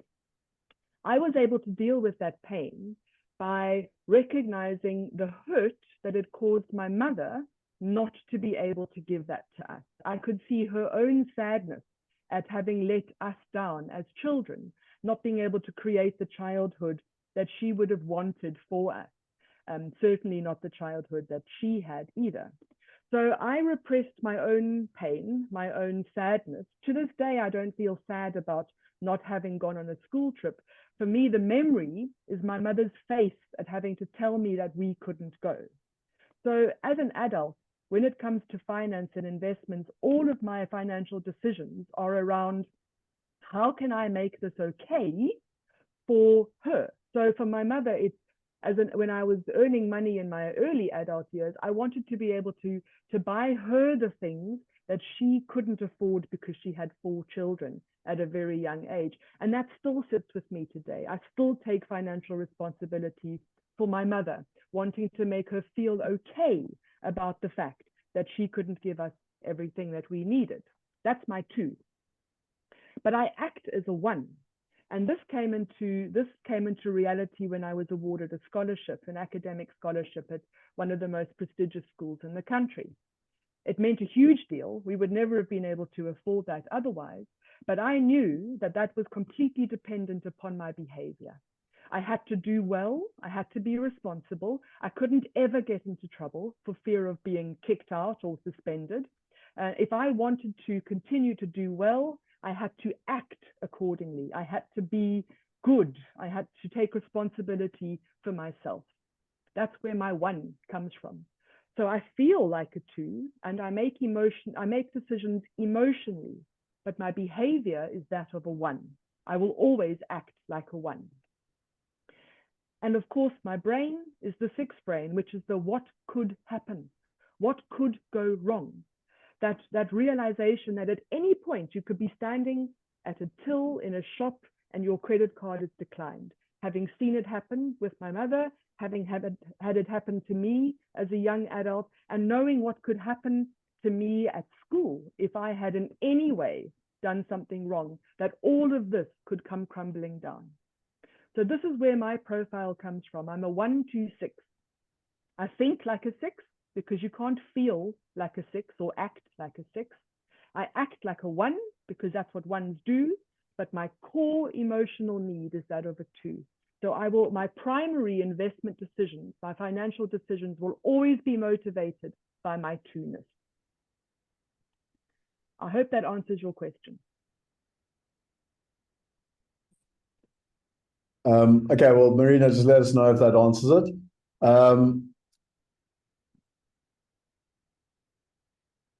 And then she's also said, I'm also learning to listen around what others need, what needs to be done to my portfolio, but I can still hear I don't want to be controlled.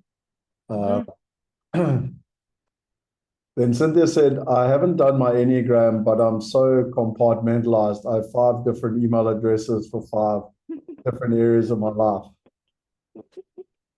Okay, so no surprises there, Cynthia. And then Judy said, can I ask a question? So, yep, Judy, fire away. And just by the way, Judy is one of the people that deserves recognition for all of you, because it was a conversation between Judy and Anthony at the Wealth Weekend that has sparked this whole Enneagram and wealth. So, yeah. Oh, wonderful. Thank you. Over to you, Judy.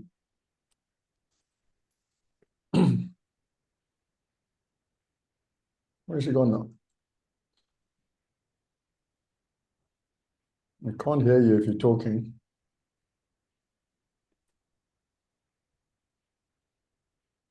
Nope.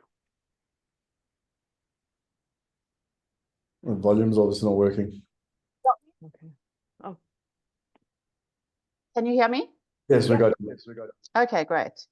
Yeah, so Scott pointed out the outer circle, which I also hadn't noticed until he did. And then for me, it was like seeing a pattern. So having had my Enneagram done before, I'm a 782. So and then I looked at that, and they are all initiators. But then you did yours, and yours doesn't tie up in the same way. So I'm just curious how that outer circle works, actually. I don't know how else to put it. That's why I wanted to ask the question, not type it. I hope you get what I'm meaning. Yes, totally. Okay, so Judy, as an 827, your action type is to initiate, to react, to step into action, to make things happen. What is your core? Are you? Yeah, no, so it's 782. So I'm a 7. When you were talking about the FOMO sufferer, how I avoid, you know, I'm the glass half full, totally spot on, got that. Yeah. Okay, so you're a 7. So your core need is going to be intellectual, to be able to get away from the fear and the negativity that life can, by rethinking and reimagining and finding out what other people are doing so that you can be involved in that. So you will make decisions intellectually, but your action is always going to be initiated. You are a driver. Both 8 and 7 are driver types. So for you to create safety and reassurance, you will want to do things. You always need to be involved in action, in making things happen. That's the double initiation on that side. But your 2 half takes you out of this need for yourself and for making things happen for you, and brings in a whole new element of having to initiate feeling on behalf of others. So your feeling center is other orientated rather than self. If you'd been an 837, that would have been the core driver. How can I make things happen for me in this world? How can I shake things up to ensure that I achieve success? But you've got the 2 there, which says that other people are as important as I am, and that everything that I do and initiate on that side has to initiate a sense of safety and warmth and acceptance on this side too. Yeah, so my question was more around that they're all initiating. If you look at if you look at your circle, and I mean, is that often how it ties together, that you will have initiating from the different quadrants, or you would have? No, not at all. No, not at all. It just means that your profile is completely externalized. So if we do a feedback session, you and I'll explain what that means, but your work is going to be able to try to figure out what your inner world looks like, because none of those 3 types is focused inward. It's all thinking outward, acting outward, and feeling outward. But how do you turn that mirror inward to find out what that inner world looks like? That's what initiate means. It's all out there. It's all externalized. The 827 or the 728 is the free spirit. So how can I go out there into the world and experience as much of it and bring joy to others without really examining what's going on inside? Take the attention off you now. There we go. Yes. I think she was like when she said, I just lost her completely. Worst thing you could, worst thing you can do to a 7. I think it just froze or something. Gone. Marina had a question here. So yeah, Marina, if you want to talk. Yeah, sorry, Karen. It was just I didn't really know how to formulate the question. So sometimes it's just like, I know that there is something that's not quite landing for me, so I'll just speak it and we can maybe explore it. So what I was attempting to understand is that I don't feel like a moderate investor, even though I'm a 9. Mm-hmm. I feel more like a alternative and a speculative investor. Mm-hmm. Yeah. So my question here is there the work that I need to come back to becoming a moderate investor? Because of course, when we looked at my thing, I was almost like 4. So there was 2% difference.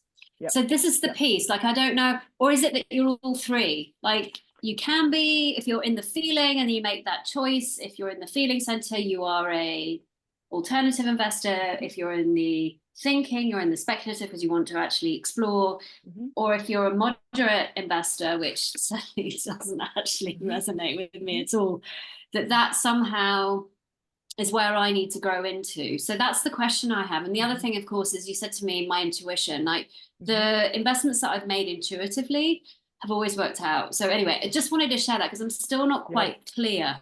No, it's a brilliant question, Marina, and thank you for clarifying.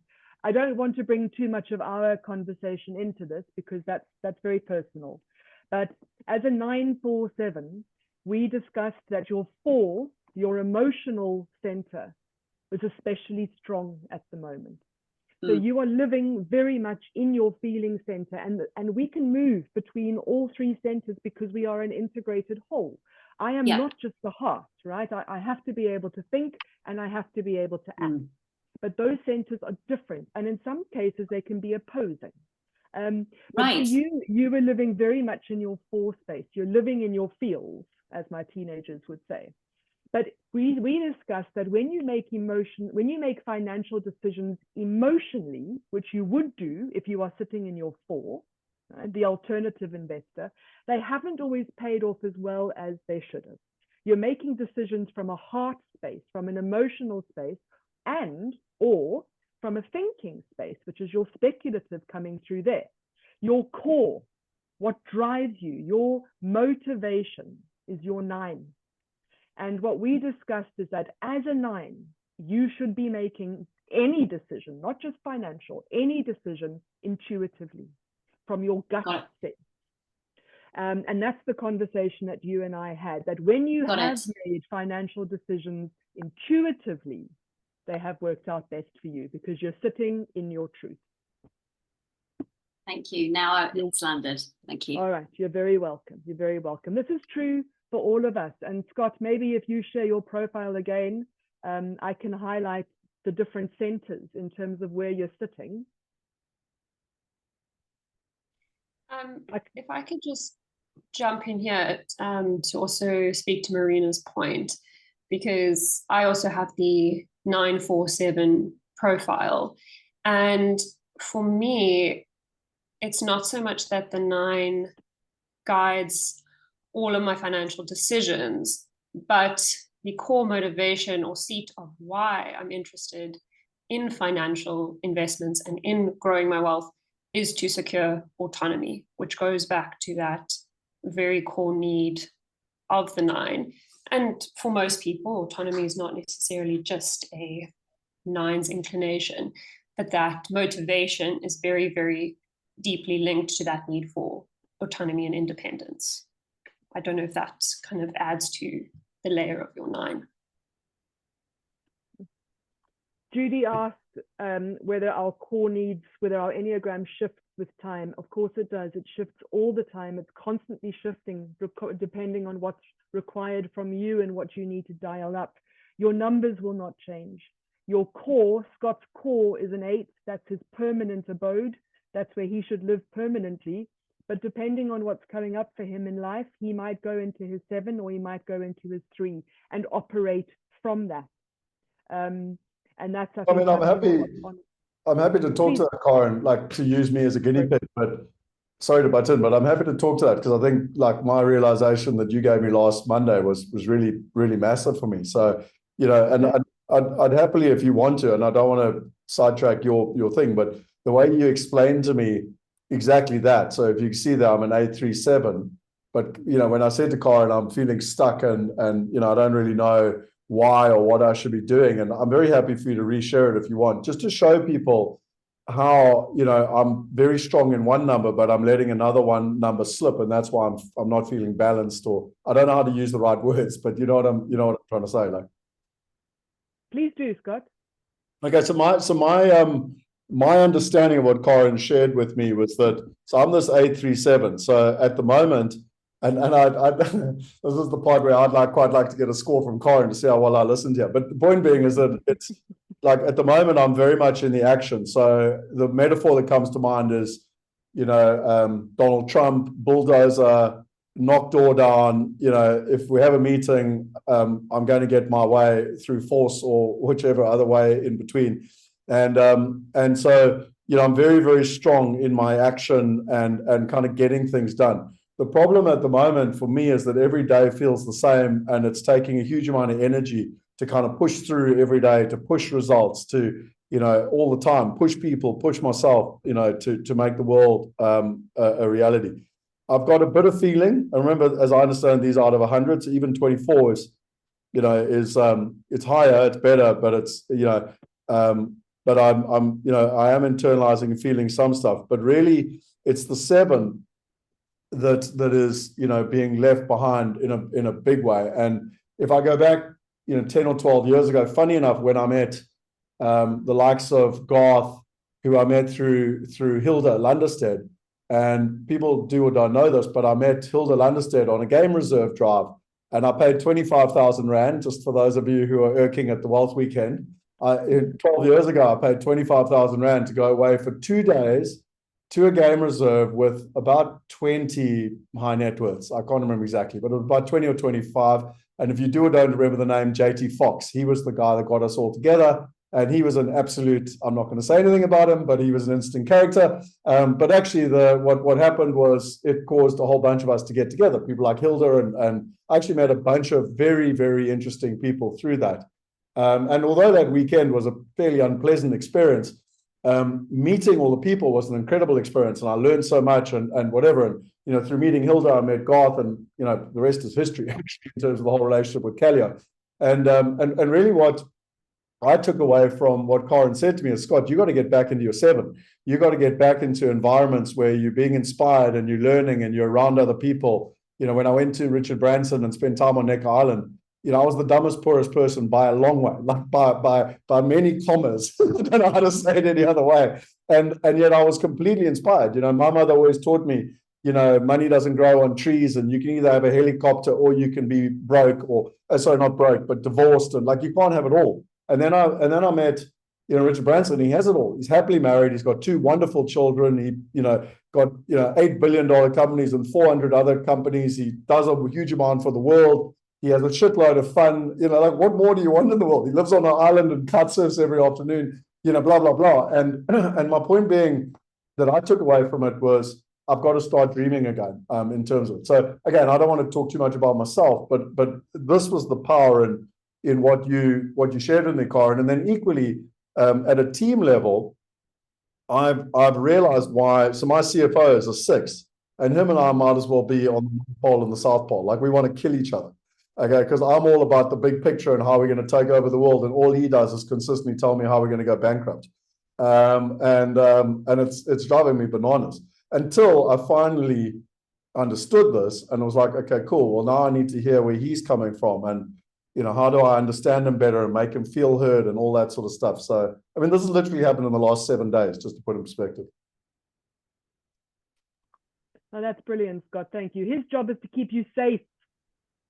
Oh, but he's doing such a good job, I can't get out of my chains. But anyway. So yes, exactly. I mean, to that point, the whole point of the Enneagram is to be integrated, not to sit in one spot and to be stuck there. And thank you, Scott, for sharing that, because as we can see there, that whole thing is a percentage. The whole thing is out of 100. We would like to see more balance, that you are able to move between all 3 of your senses equally, and when required to do so, that you act like an 8 and you feel like a 3 and you think like a 7, and that you can move between all 3 of them, because that will bring you the greatest sense of balance and fulfillment. When you're feeling stuck, it's because you're sitting in one of those senses, the way that Scott has just described for us there. And in terms of where we're, sorry, I know you've still got, and I'm just conscious of time, I know you've got some examples, and I actually really like the way you do it with it. So please guide us as to how you want to go next. But one of the things that I would love for people is to understand, as we get a better understanding of our types, and yes, you've spoken about the different types of investors, I'm a power investor as an example, and then how we start to make better decisions for ourselves that are more in flow, etc. So whether you answer that now or towards the end, I don't mind, but I'd love to kind of see how the evolution goes between knowing thyself and then helping make, good investment decisions, I'll stop sharing if you want to, so that we can give you back your slides. Okay, thank you. All right. It's all about knowing yourself, right?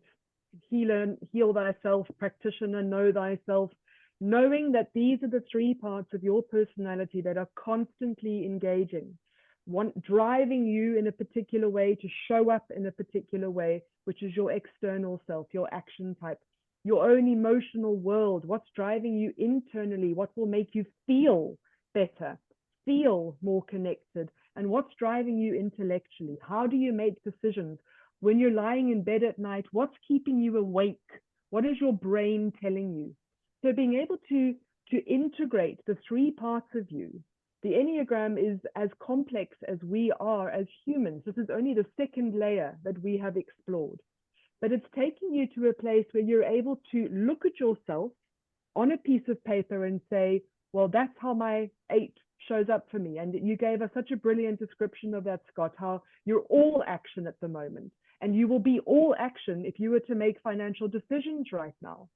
Would that be the best thing for you? How much have you taken into account your 3 hearts and what would make you emotionally feel better and feel safer? And your 7 brain, in terms of have you adequately explored all of the opportunities? When I'm working with clients, I like to give the analogy of these 3 little children. It's not just one inner child, it's 3. And the 3 of them are competing. The one is there to help you act in a way that will best serve you.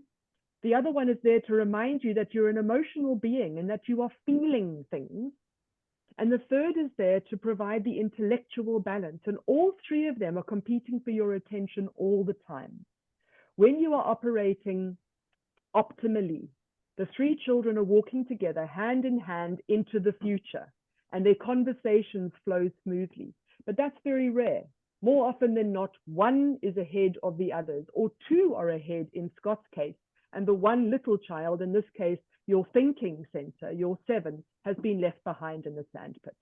So it's about this very deep, complex understanding of our own personality and our intrinsic motivators and why we are the way we are, because that will give us a very good insight into where we're sitting currently. Your Enneagram profile will change on a daily basis. Those numbers will go up and down depending on what is required from you. But this provides a starting point for that deep insight into your own functioning. And just in my interest, Ross has asked here, and he said, this is all very new to me. This may be a stupid question. So just quickly, Ross, there are no stupid questions. There are. Mm-hmm. Where do we go with this? So, and I think from Ross's perspective, you've sort of, to some extent, just answered it, but it's I think, Ross, let me take a step back. I know I've said this to others, but I do want to repeat it. I was sitting at lunch with Judy and Anthony was like, one of the things that we like to do at the family office level is do this for individuals so that they can know themselves better and make better investment decisions. Plus, at a family level, it actually works quite well. A lot of people talk about generational wealth and whatever, and it's actually better to know the different family members and how they make decisions, etc.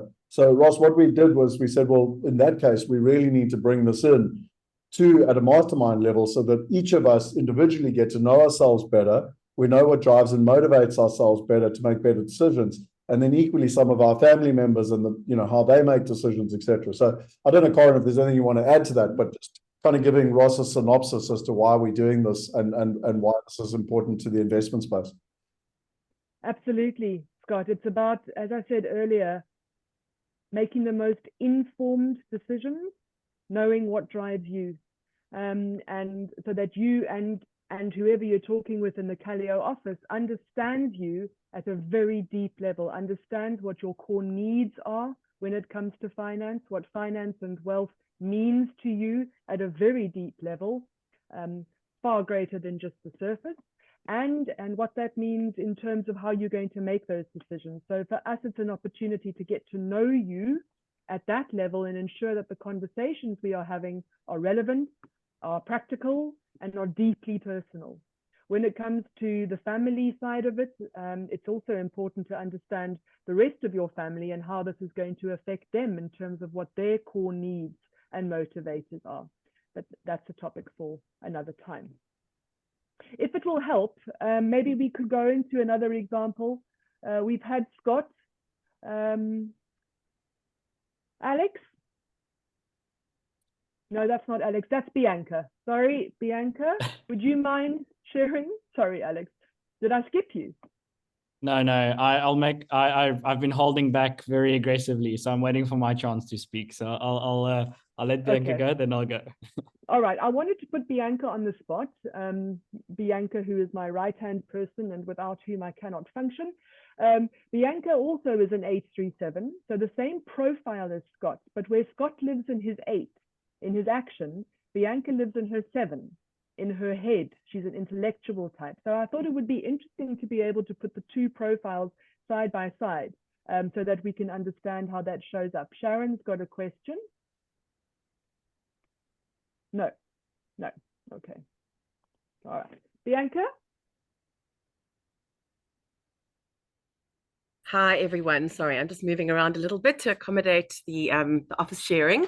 So as Corin said, I'm the 837, which is exactly the same profile as Scott, actually, my tri-type, with Scott being the 8 core, and I'm obviously the 7 core, so which makes me, as Corin says, the speculative investor. So I think, from my side, as a 7, it's all about what next, what's exciting, what can we do that's inventive, that's that's going to be exciting, that's going to fire investments up for me. What is a different way to look at investing? Making sure that it works for me, making sure that it's something that's going to be exciting for me going forward. Sorry, I'm losing you. Can you everybody hear me still? We got you loud and clear. We got you loud and clear.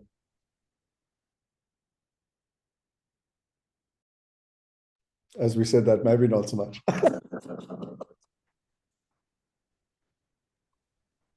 B, we can still, nope, she's gone. Okay, so Alex, having waited so aggressively, let's go on to you. We can come back to Bianca when she joins us. So Alex, also similar profile to Scott, but instead of the 7 brain, he has a 5 brain. So interesting to be able to see how just one change in the tri-type profile can change your complete outlook on life. No pressure, Alex. I see Bianca's back. Should we pivot or should I?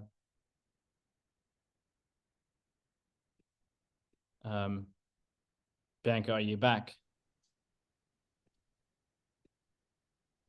Okay. All right, Alex, I think you go ahead. Yep.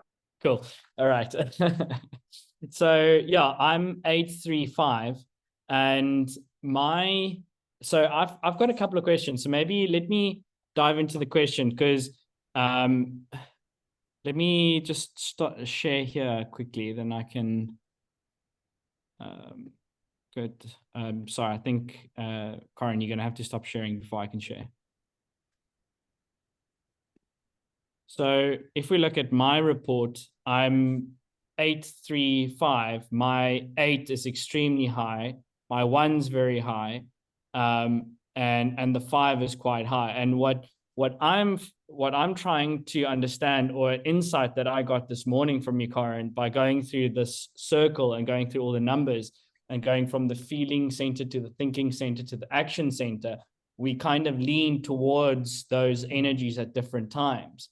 And during our one-on-one session, it was almost I'm stuck between taking action and thinking, and my feeling center is not being it's almost like to use your analogy of the three students or the 3 kids, or I can't remember the exact analogy, but anyway, the 3 kids, like the feeling child is in the corner and is being completely ignored, and no one's giving the feeling center any love. So what I'm trying to kind of understand, or kind of to synthesize what you're trying to explain here, or how I can actually take it to the next stage, is I need to be more conscious of my feeling center and lean more towards that, less of the thinking and less of the action. Has that kind of landed correctly? I think that's an excellent question, and I do get this image of the little feeling boy left behind in the reading corner while the other cool kids are off playing somewhere. When we repress or ignore a part of our profile, that child is going to react. It's going to act up. It's going to say, "You're not paying me any attention. You're ignoring me. What about me?" So you will feel aspects in your feeling center that will make you irritable, or feel unsafe or insecure or unseen, or could even elicit those feelings of shame, because that's where that center sits. The idea with the Enneagram is to integrate all 3 parts of your profile. So ideally, what we would want to see is 33, 33, 33. That you can move seamlessly between all parts of who you are, all parts of your being, your thinking, your action, and your feeling, in a fluent way, in a cohesive way. You are an 8.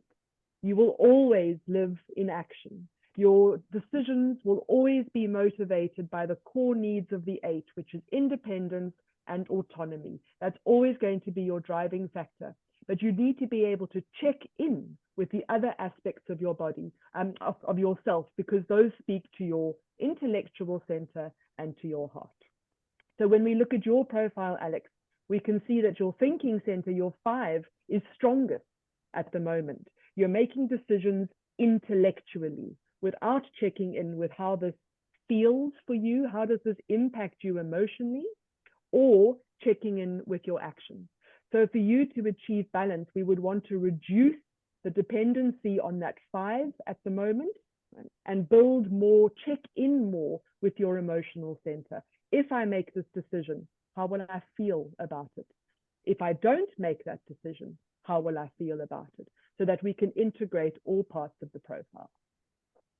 Okay, that's great insight. I mean, I think the entire Enneagram has just landed for me, because it has been so I know that I'm an 8, I know that I'm a 3, and I know that I'm a 5, but like, and going through this, like, I've watched you 6 or 7 times now, and I've read again 5 brain, going through all the homework, reading all the stuff, but it's just, so the outcome of knowing oneself, or knowing at these different energies, is actually to lean to all of them, not just be in one center, because again, that's unhealthy. And I can kind of attest for that at the moment. It's like literally obsessive compulsive about analyzing everything and thinking about everything. So yeah, I think the insight that's really landed for me. So thank you for that. So then just to kind of speak to like those 3 things, the 8, the 3, and the 5, I think Scott has covered the 8 very well in terms of that forceful energy, going forward, taking action. And to me, the 3 really is about, the memories that growing up, the one thing was always, if you're not first, you're last. Like, it doesn't matter, second place doesn't matter. We need to keep on carrying forward and being first. So that's the energy that again, Scott and I work quite well in the ecosystem of our colleagues. But then the 6s and the 9s, and they all go, hang on, whoa, we need to look at this, we need to look at this. And it is quite interesting knowing, like, how does a 6 think, how does a 2 think, like, how does a 4 think. At the moment, 4 to that feeling center, I cannot relate at all. It's like cool, let's just move on. Like, I don't really understand what you mean. It's not, where's the problems? There's no problems. And really what I found interesting that you said earlier, well, I can't remember who this said, but like the compartmentalization. Like, I can compartmentalize very well. Like, I can put it in a box and put it away and not think about it. But then when I need to, I can go back to it. So it's interesting how in the working environment, in social environment, and in like the family environment, being conscious of these things, you kind of know when you're doing something and when you're not doing something. So yeah. No, perfect. That's brilliant, Alex. And I loved your word ecosystem, because that's actually the term that we use when we are working with the Enneagram of our clients at Calio, is we're working with the ecosystem of the entire client. If we know that you are an 835 and you are core 8, we know that your action is going to be forceful, it's going to be reactive, you're going to initiate action. As Scott said earlier, you're going to want things to have been done yesterday. And our whole team needs to understand that about you, so that we can make sure that we are able to work with you in the best way. But knowing that you're a 3 heart also means that we can tailor our conversations with you to touch into that competitive side of you. We know that you are ambitious, that you need to be seen, that you want to be successful, and it's important for you to be recognized for that. But we also understand your thinking type and how you are going to want information to be presented, that you're going to want to read through things, you're going to want all of the facts, all of the data, which a 7 brain wouldn't necessarily want. So understanding the ecosystem of a client means that we can engage with you in a way that is most meaningful and most impactful. But it starts with you understanding yourself and your entire ecosystem, that you are checking in with all 3 parts of yourself, because they all have equal voice. So thank you for that. Yeah. B, are you back? I am. Sorry, we've had some connection issues here this morning. Okay, so as I said, similar type to Scott, so 837, different in that Scott is a core 8 and I'm a core 7. So I think, as a 7, we can be over enthusiastic, as Karen said, about most things, but it does mean that we are, well, I am in particular quite open to exploring variety when it comes to investment opportunities. So, looking at diversified portfolios, that would potentially include some traditional investments, but for me, it's the more innovative, the high sort of growth potential ventures that I would look at as a 7. As I said earlier, to sort of keep things interesting. Definitely feel that 3 in me, that sort of drive, that very clear financial objectives, and to have that sort of strategic plan around it. Not all that great or diligent in sort of tracking progress and adjusting strategies. That my 7 brain, as we call it, the monkey brain, is not always up for that. But I think, then sort of looking at the 8 side of things, it does sort of give me the confidence, the will, I suppose, to take risks. But then again, my 3 ensures that these risks are calculated and aimed at achieving quite specific goals. So yeah, I think that's kind of how the 3 of them play out for me, in terms of my relationship with money. Brilliant. Thank you, Bee. And then we've done Alex to introduce those who have not yet met the newest member of our team, our very own Lexi, who has been speaking Enneagram since she could talk, because she's had absolutely no choice or no alternative.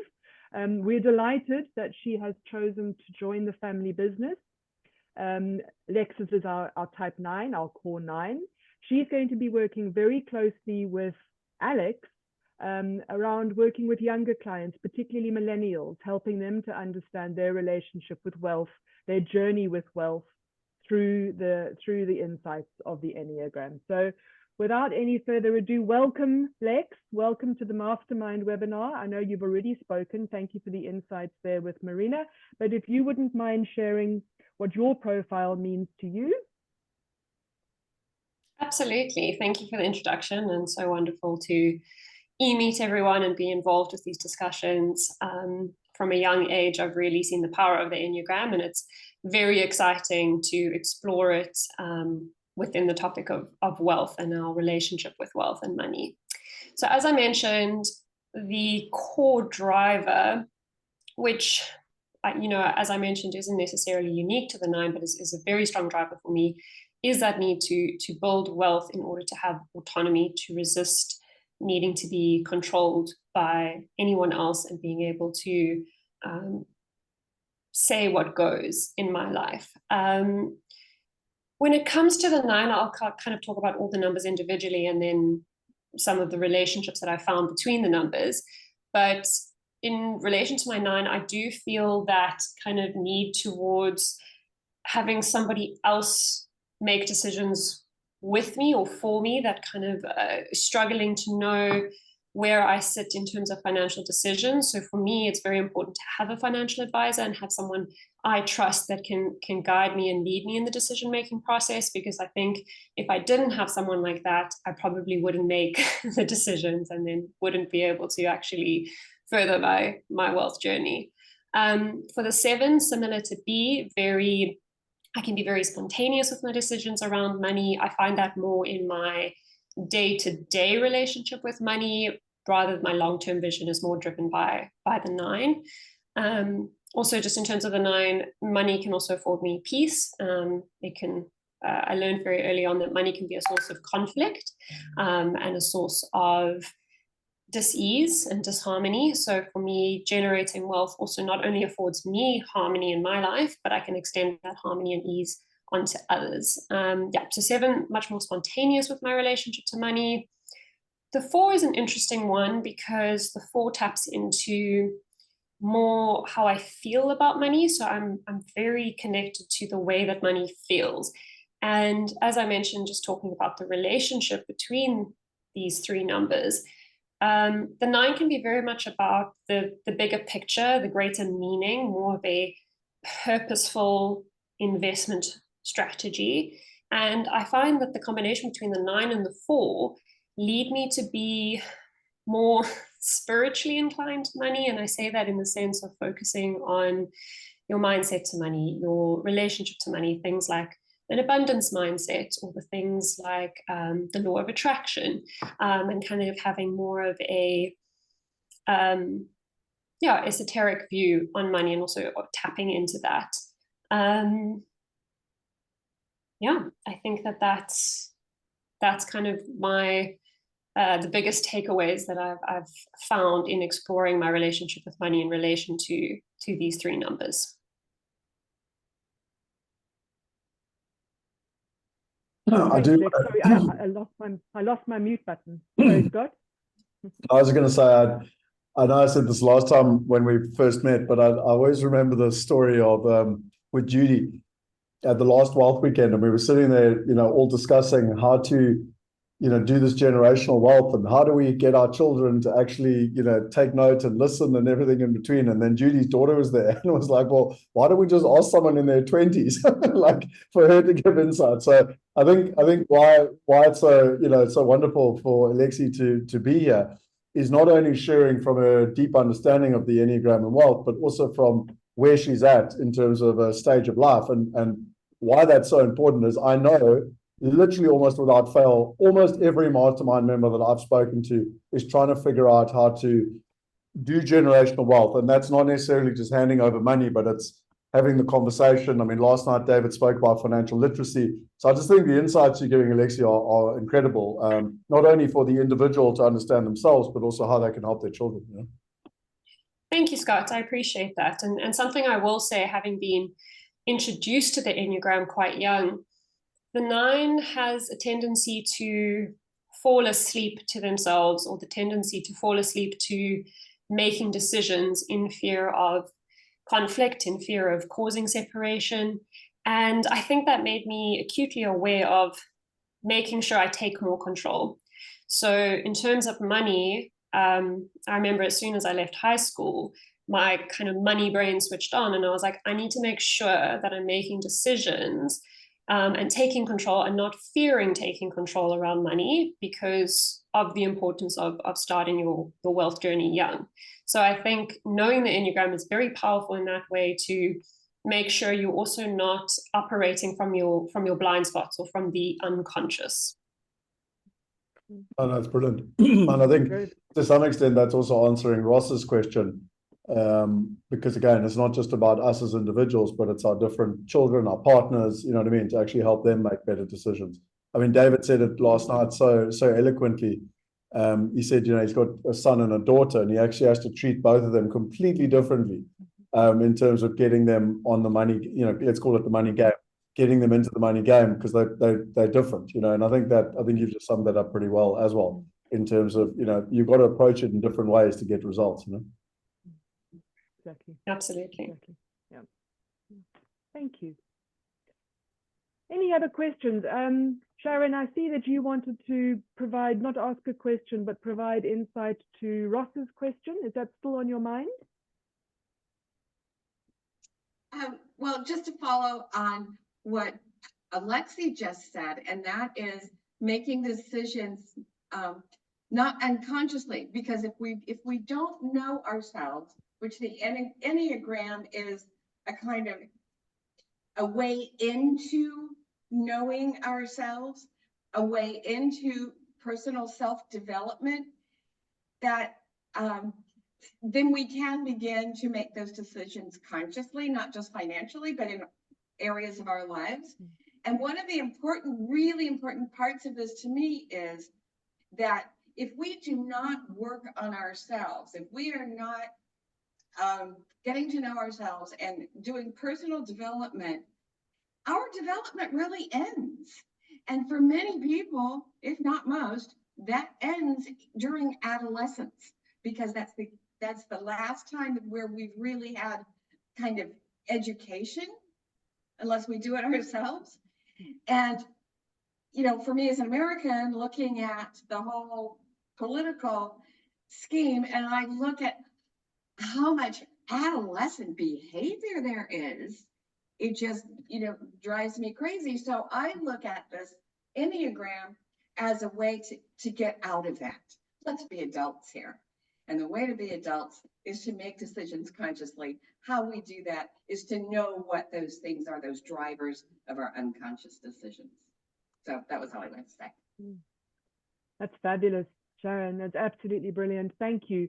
That whole, as you said, the end of self-awareness and self-development, it's tragic how few people explore it and continue their self-learning. You are your greatest subject and the most powerful subject matter, and yet so few of us are subject matter experts when it comes to our own insights and our own motivations. And well, you know, I've made this my life's work because of exactly that. And I think bringing Lexi on board has been an incredibly powerful factor for us, because if we can reach children, Lexi is going to be talking to high school children at schools when they start making decisions around what subjects to choose, and then later on what degrees or what course of study to follow. If we can provide this kind of insight and knowledge at that age, well, we won't all be sitting here at this age. That's the aim. That's the goal. So thank you for that insight. I think Corin, it's a good way to kind of, you know, pivot into, you know, because someone asked earlier, I can't remember if it was Judy or Kathy or someone, but they said, you know, are you an 8? And, you know, I always think of an 8 as Donald Trump, and I don't really want to be Donald Trump. So the point being is that, you know, but I think to what we just discussed there and what Sharon just said is that you can evolve. You can be an unconscious 8 and you can evolve to a conscious 8, and you can take the best parts of yourself and you can evolve to some of the other numbers, and, you know, etc. You'll always be an 8, but you can be a far better. I can be what's a good version of an 8? Like, give me a good role model, because Donald Trump's certainly not a role model to aspire to in my world. Well, Nelson Mandela was an 8. Okay, there we are. Brilliant. So I'm going to move from Donald Trump to Nelson Mandela. That is my aim. Perfect. Perfect. I must tell you that the 8s are refusing to take, what's the word I'm looking for? They're refusing to own Trump. There's a question at the moment whether he is a 3 or an 8. There's a big online debate going on at the moment. He's definitely both in his profile, but what his core is, and the 8s are going, we refuse. Remember that their core defense mechanism is denial. We deny. So I think my final question, I'm conscious of time for everyone, is sort of where to from here, Corin, in terms of as I understand it, we've done the first layer, which is what is the Enneagram. Now we've done the next layer. Where to from? I don't know how we got back there. I'm so sorry. Let me just move through here. Somebody actually put this up in the comments, but yes, Jung's quote on this, I think, could have been written for the Enneagram. Was that you, Sharon? Of course it was. Oh, brilliant. 5 over there. Yeah, okay. Yeah, it's the Jung's quote. He was also a huge fan of the Enneagram because I think of the unconscious drive behind it. Where to from here? Well, if we take Lexi's profile as an example, the next layer down, have a look at the way that the Enneagram is designed. We've now realized that you are not just a 9, that you are in fact an integrated whole of all 3 of your motivators. Lexi is a 9-4-7. And the way the Enneagram is designed is that this is how you will reflect out into the world. This is how you will show up. People will experience you as a 9-4-7, because everything that you do, everything that you say, or the decisions you make, the way you engage with people, the way you dance is as a 9-4-7. But there's a whole lot of room in the inside of the Enneagram, which is where you can see those lines sitting, the lines of growth and development and movement, which is how we can best support ourselves. So as a 9-4-7, we impact the world around us. How do we work with that? How do we become more integrated, healthier in your terms, Scott, as a 9-4-7? What is the work that needs to be done internally in the middle of that circle where all the lines are in order to be the best version of ourselves? That's the next step. We'll be looking at the wings and the lines and where to from here. There's the answer to your question, Ross, where to from here. And I'm going to end with this, because I think that this is completely relevant to the Enneagram. We cannot see things the way they truly are. We can only see things the way we are. We are always processing through this part of our eyes. The Enneagram gives us an alternate view, not only into ourselves, but into everybody around us. Thank you to all of you for your attention. Thank you for the questions. I look forward very much to meeting those of you that I haven't yet. And if there's anybody out there who still hasn't done their assessment and you would like to, please get in touch with Bianca. B, have you put your email, or Ross, let me just show quickly. I'm going to steal the screen here quickly. We did send this out after last month, and I have put it again in the WhatsApp group. So if people are interested in the Wealth Weekend, we don't actually have time now for forms. You better just contact Alex or I directly, because we literally need to sort that out in the next day or two. But then Bianca's details and everything are there. And again, this document, it's on page 6. And if I go to the WhatsApp message, I've literally sent you this PDF again. Plus, I've screenshotted this little section. So for the people that are 8s and don't have attention to detail, I don't know how to make it easier. Shout it from the rooftops. That's how the 8s respond. Do it now. Yes. Thank you. Thanks to everybody.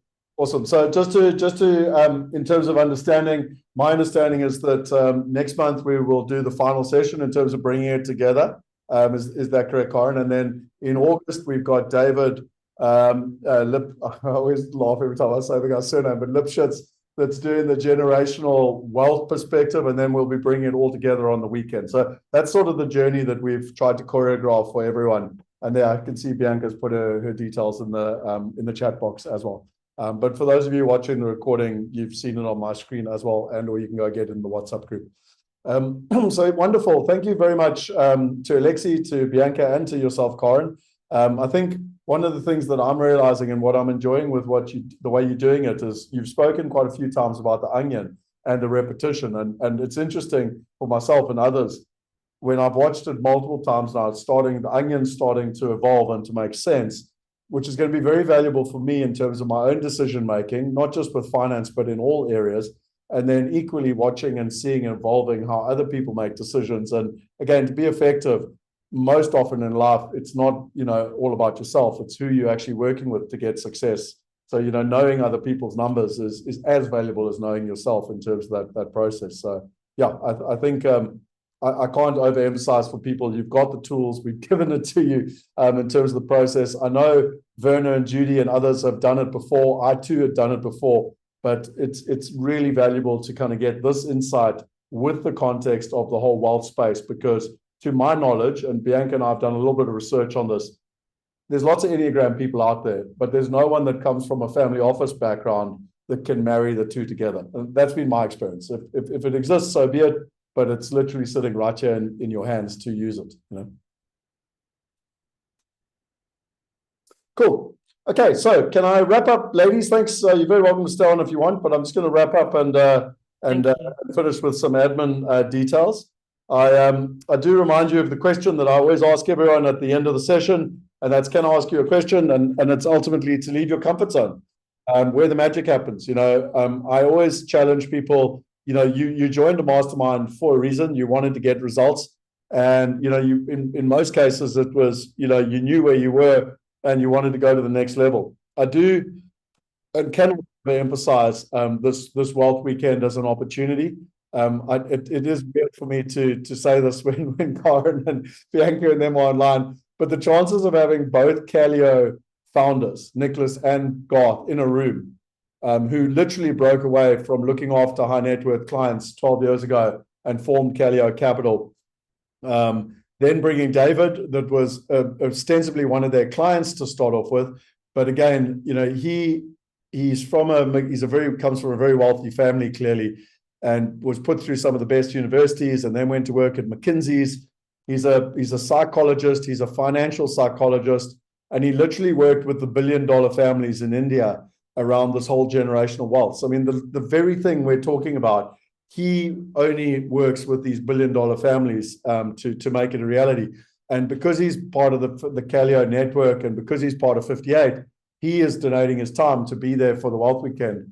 Now, again, you'll meet him in the August session, but again, it's such a unique opportunity. And then obviously Karen and Bianca have taken you on this whole journey over the last 2 months, and there's 1 month to go, and they'll also be bringing it all together. So how the dance is going to work exactly, and how each day is going to work, and I'm not actually sure yet, but we've managed to get all of these people in a room. And I know Judy, as an example, I can just see you on the screen, you were at the last Wealth Weekend. This one's going to be at a whole nother level. I mean, there we had Anthony and Mark. We're bringing 4 or 5 people and I'm just there. My face is just there because Alex and I are coordinating it. Trust me, I'll be learning and taking as many notes as everyone else.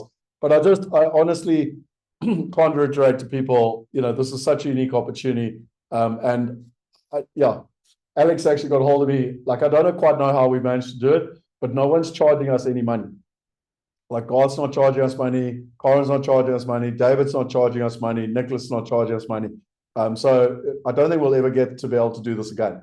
I don't know how to say it any other way. So I'm just letting you know that the costs are literally what it costs for the venue, etc.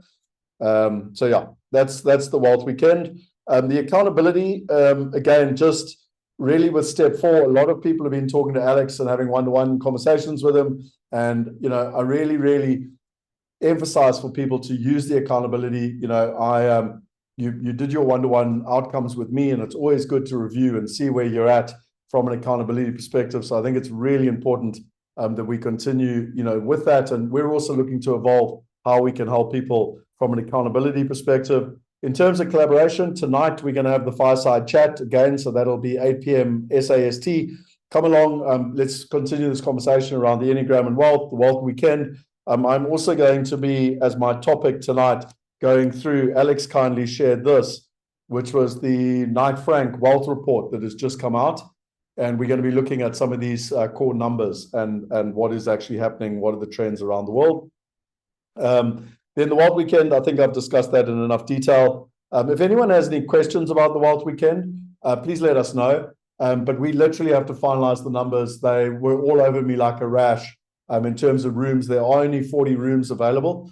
So, there's not enough rooms for all of the mastermind members, etc. So we need to know, like, literally in the next day or two if people are coming. Along with, we're already running out of time to get rugby tickets if people are keen for that. Okay, then just with the mastermind, what we are doing, and we're in the final stages of doing it, we've realized that there's different levels that people want, different levels of attention in terms of, being able to hold someone's hand, etc. You're all part of the mastermind, so you don't need to worry. But there are different levels that we're looking to put together. We're working with Calio in terms of also having individual one-to-one coaching, etc., because we're realizing that people really, really want that. So we'll let you know more about that once we've finalized those details with the Calio team and with David and with others. In terms of the WhatsApp groups, I know, Judy, you asked this morning, and a number of people have asked me.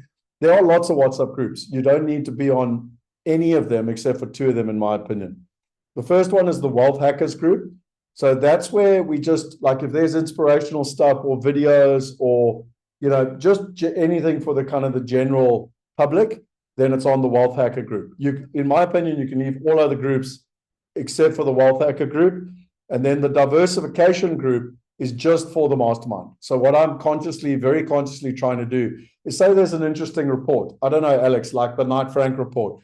I want to be able to put that on the Wealth Hacker group because that's, anyone can get access to that. And we kind of try and keep the Diversification mastermind group just to what's related to the mastermind. Does that make sense? So back to your question, Judy, if I was, you and there's too much noise, remove all the groups other than the Wealth Hacker group, mute it if you want to. Like, there'll be interesting information and stuff there, but if you miss it, so be it. It's just, it's it could be conversations and people asking. I know recently they're asking about crypto or whatever else, but that's a community thing. And then the mastermind group is specifically just for the mastermind. Does that answer your question, Judy? And I'm asking you specifically, but for everyone else, just to make it easy for everyone, because I know we're all busy and got lots of noise.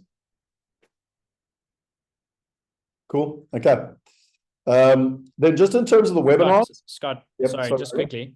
So I think there's just a couple of things to add here. One is, I've had a couple of clients say to me that, how can I put this delicately, that they don't want all of the rah-rah. They just want to know exactly when the sessions are going to be, monthly sessions, where's the recordings, what's happening, and so on and so forth. If you kind of fit within that bracket, just stay on the Diversification Mastermind and leave the Wealth Hackers and all of the other things, if that's not what you resonate with. If you just want factual, clean, clinical, this is what we're going to do, this is when we're showing up, stay on the Diversification Mastermind group. That's the first thing. The second thing is that at the moment it is on admin only, because there was a lot of, I don't know what you call it, those little voice group chats happening often. And I don't really know, like, it's speared up all of a sudden, and then there was a lot of people going back and forth. So I know that Scott and I had that before. Like, I don't know, like, suddenly why everyone wanted to phone each other. I've never had that before. Like, yeah, I think it might have been maybe a new button, and maybe there was pocket dialing. Anyway, the point is that we only kind of made it admin only for that reason, so there was no distractions, because that group is intended to speak to our group only. So it's not blah blah blah, it's literally clinical. This is what's happening, these are the things that you have to watch out for. So if there's one group that I would argue that you're losing massive value if you're not paying attention to that group.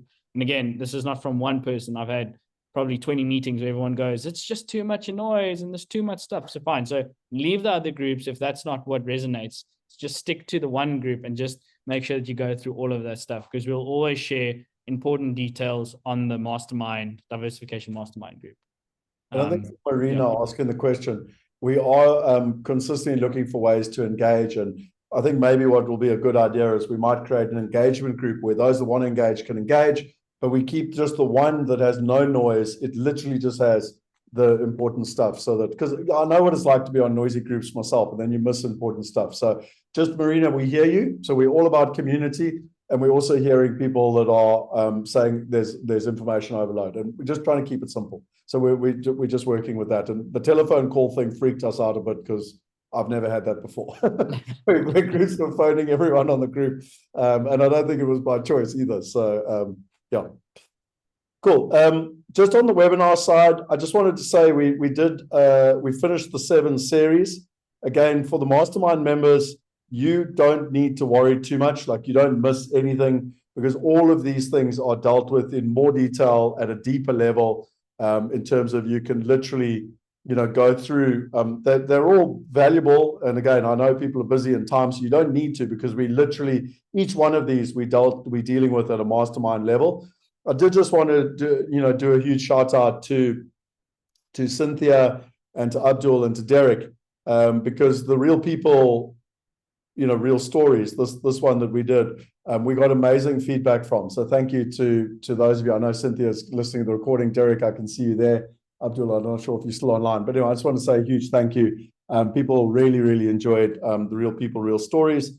And then just to wrap up, from Alex's perspective, I have put this in the group as well, but there's a link if you want to meet with Alex. I still feel, from Alex and I's perspective, we're not using Alex and I enough to help people get momentum. Like, if you've got blockages or whatever, reach out to us, let us help you. You join the Mastermind to get results. We want to help you get results in terms of that process. Then just in terms of Wealth Migrate, we continue to bring in the distributions. They're the new deals at the moment. So both the Phoenix deal and the Germany deal are both live, although they're due to close now, at the end of the month. Both of them, I think the one is the end of this month and the one is the first week of July. There is an Austin deal coming. There's a London deal coming. And as Alex said, we're trying to work on the data centers to get that live as quickly as we can. There's also a debt opportunity that we are bringing, which allow people the opportunity to own a piece of Wealth Migrate and the Wealth University.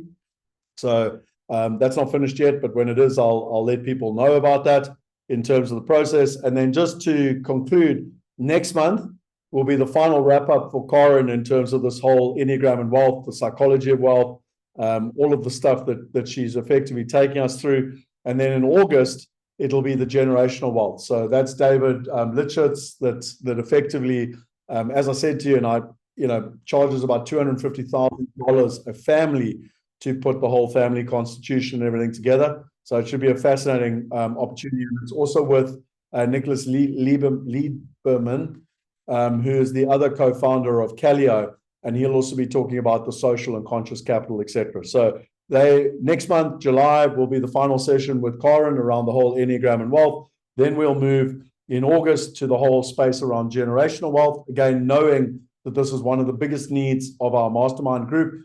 And then we will, build into the Wealth Weekend, where we technically should have a lot of the theory, and now it becomes very much around the practical conversations. I will say one last thing, which I think is important. I did say this earlier. I will try and find a way to Zoom video or whatever, the sessions on the Thursday and the Friday when we're at the Wealth Weekend, because you are part of the Mastermind. I don't want you to miss out. But I can tell you, it's very, very difficult to have an in-person event and to have an online community. So all of the focus will be the people that are in the room. And then on top of that, it's the conversations that are happening all around. There's no way to facilitate that in terms of the process. So I'll try my best that people don't miss out on some of the content, but a lot of the content we would have covered already in the monthly sessions. Now it's about bringing it together, group conversation. What does it mean to me? How do I integrate this? And I know from the last Wealth Weekend, people got tremendous value out of taking the 6 pillars of wealth and then integrating it into what does it mean for them in terms of them getting their results. So, Marina, yes, it is Joburg. So we fly into Johannesburg, and it's about 45 minutes, an hour tops from the airport. So, but yeah, between myself and Alex and Antonina, we can help you with all those details. In terms of the process. I know, as an example, I can see Werner's asked there. Let me just see if there's anything else. I think we've answered all the questions. Okay, so listen, thank you very much for everyone's time. If there's any questions or anything we can do to help, please let us know. I mean, one of my concerns, and I know Alex shares my concern, is if people have problems and you don't tell us about them, we can't help you. Again, I repeat, you join the mastermind to get results. I'm only interested in helping you get results. That's it. I'm not interested in excuses.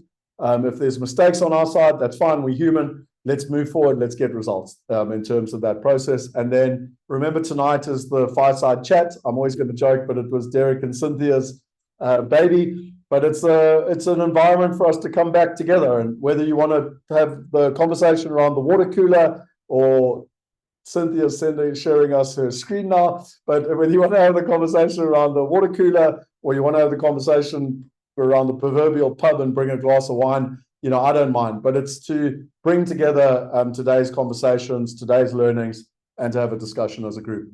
So yeah, that's my final comment for step 5. If you can't make this morning and you couldn't make tonight and you want to do one-to-one accountability, I'll stay online now. I'm going to stop the recording, but I'll stay online now if anyone needs my help. Scott, can you get the recording up before the fireside chat tonight? I'll do my best. I'll put it Yes, up thank you. right away. Cynthia, you always got me like my job, like the moment I leave here is to try and get it up. But no, I'll try. I know, and I know it takes time with Zoom, but yeah, I want to see the whole thing. Right, no, I'll get it up as quick as I can. So okay, perfect. Thank you. Any other questions, thoughts, comments, concerns, or anything else that we can help with? Just if people need to bounce, go wild. I'm not in any rush, so I just want to make sure that I'm here to help.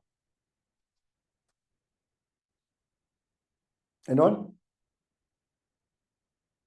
Okay, so let me just I'm going to actually stop.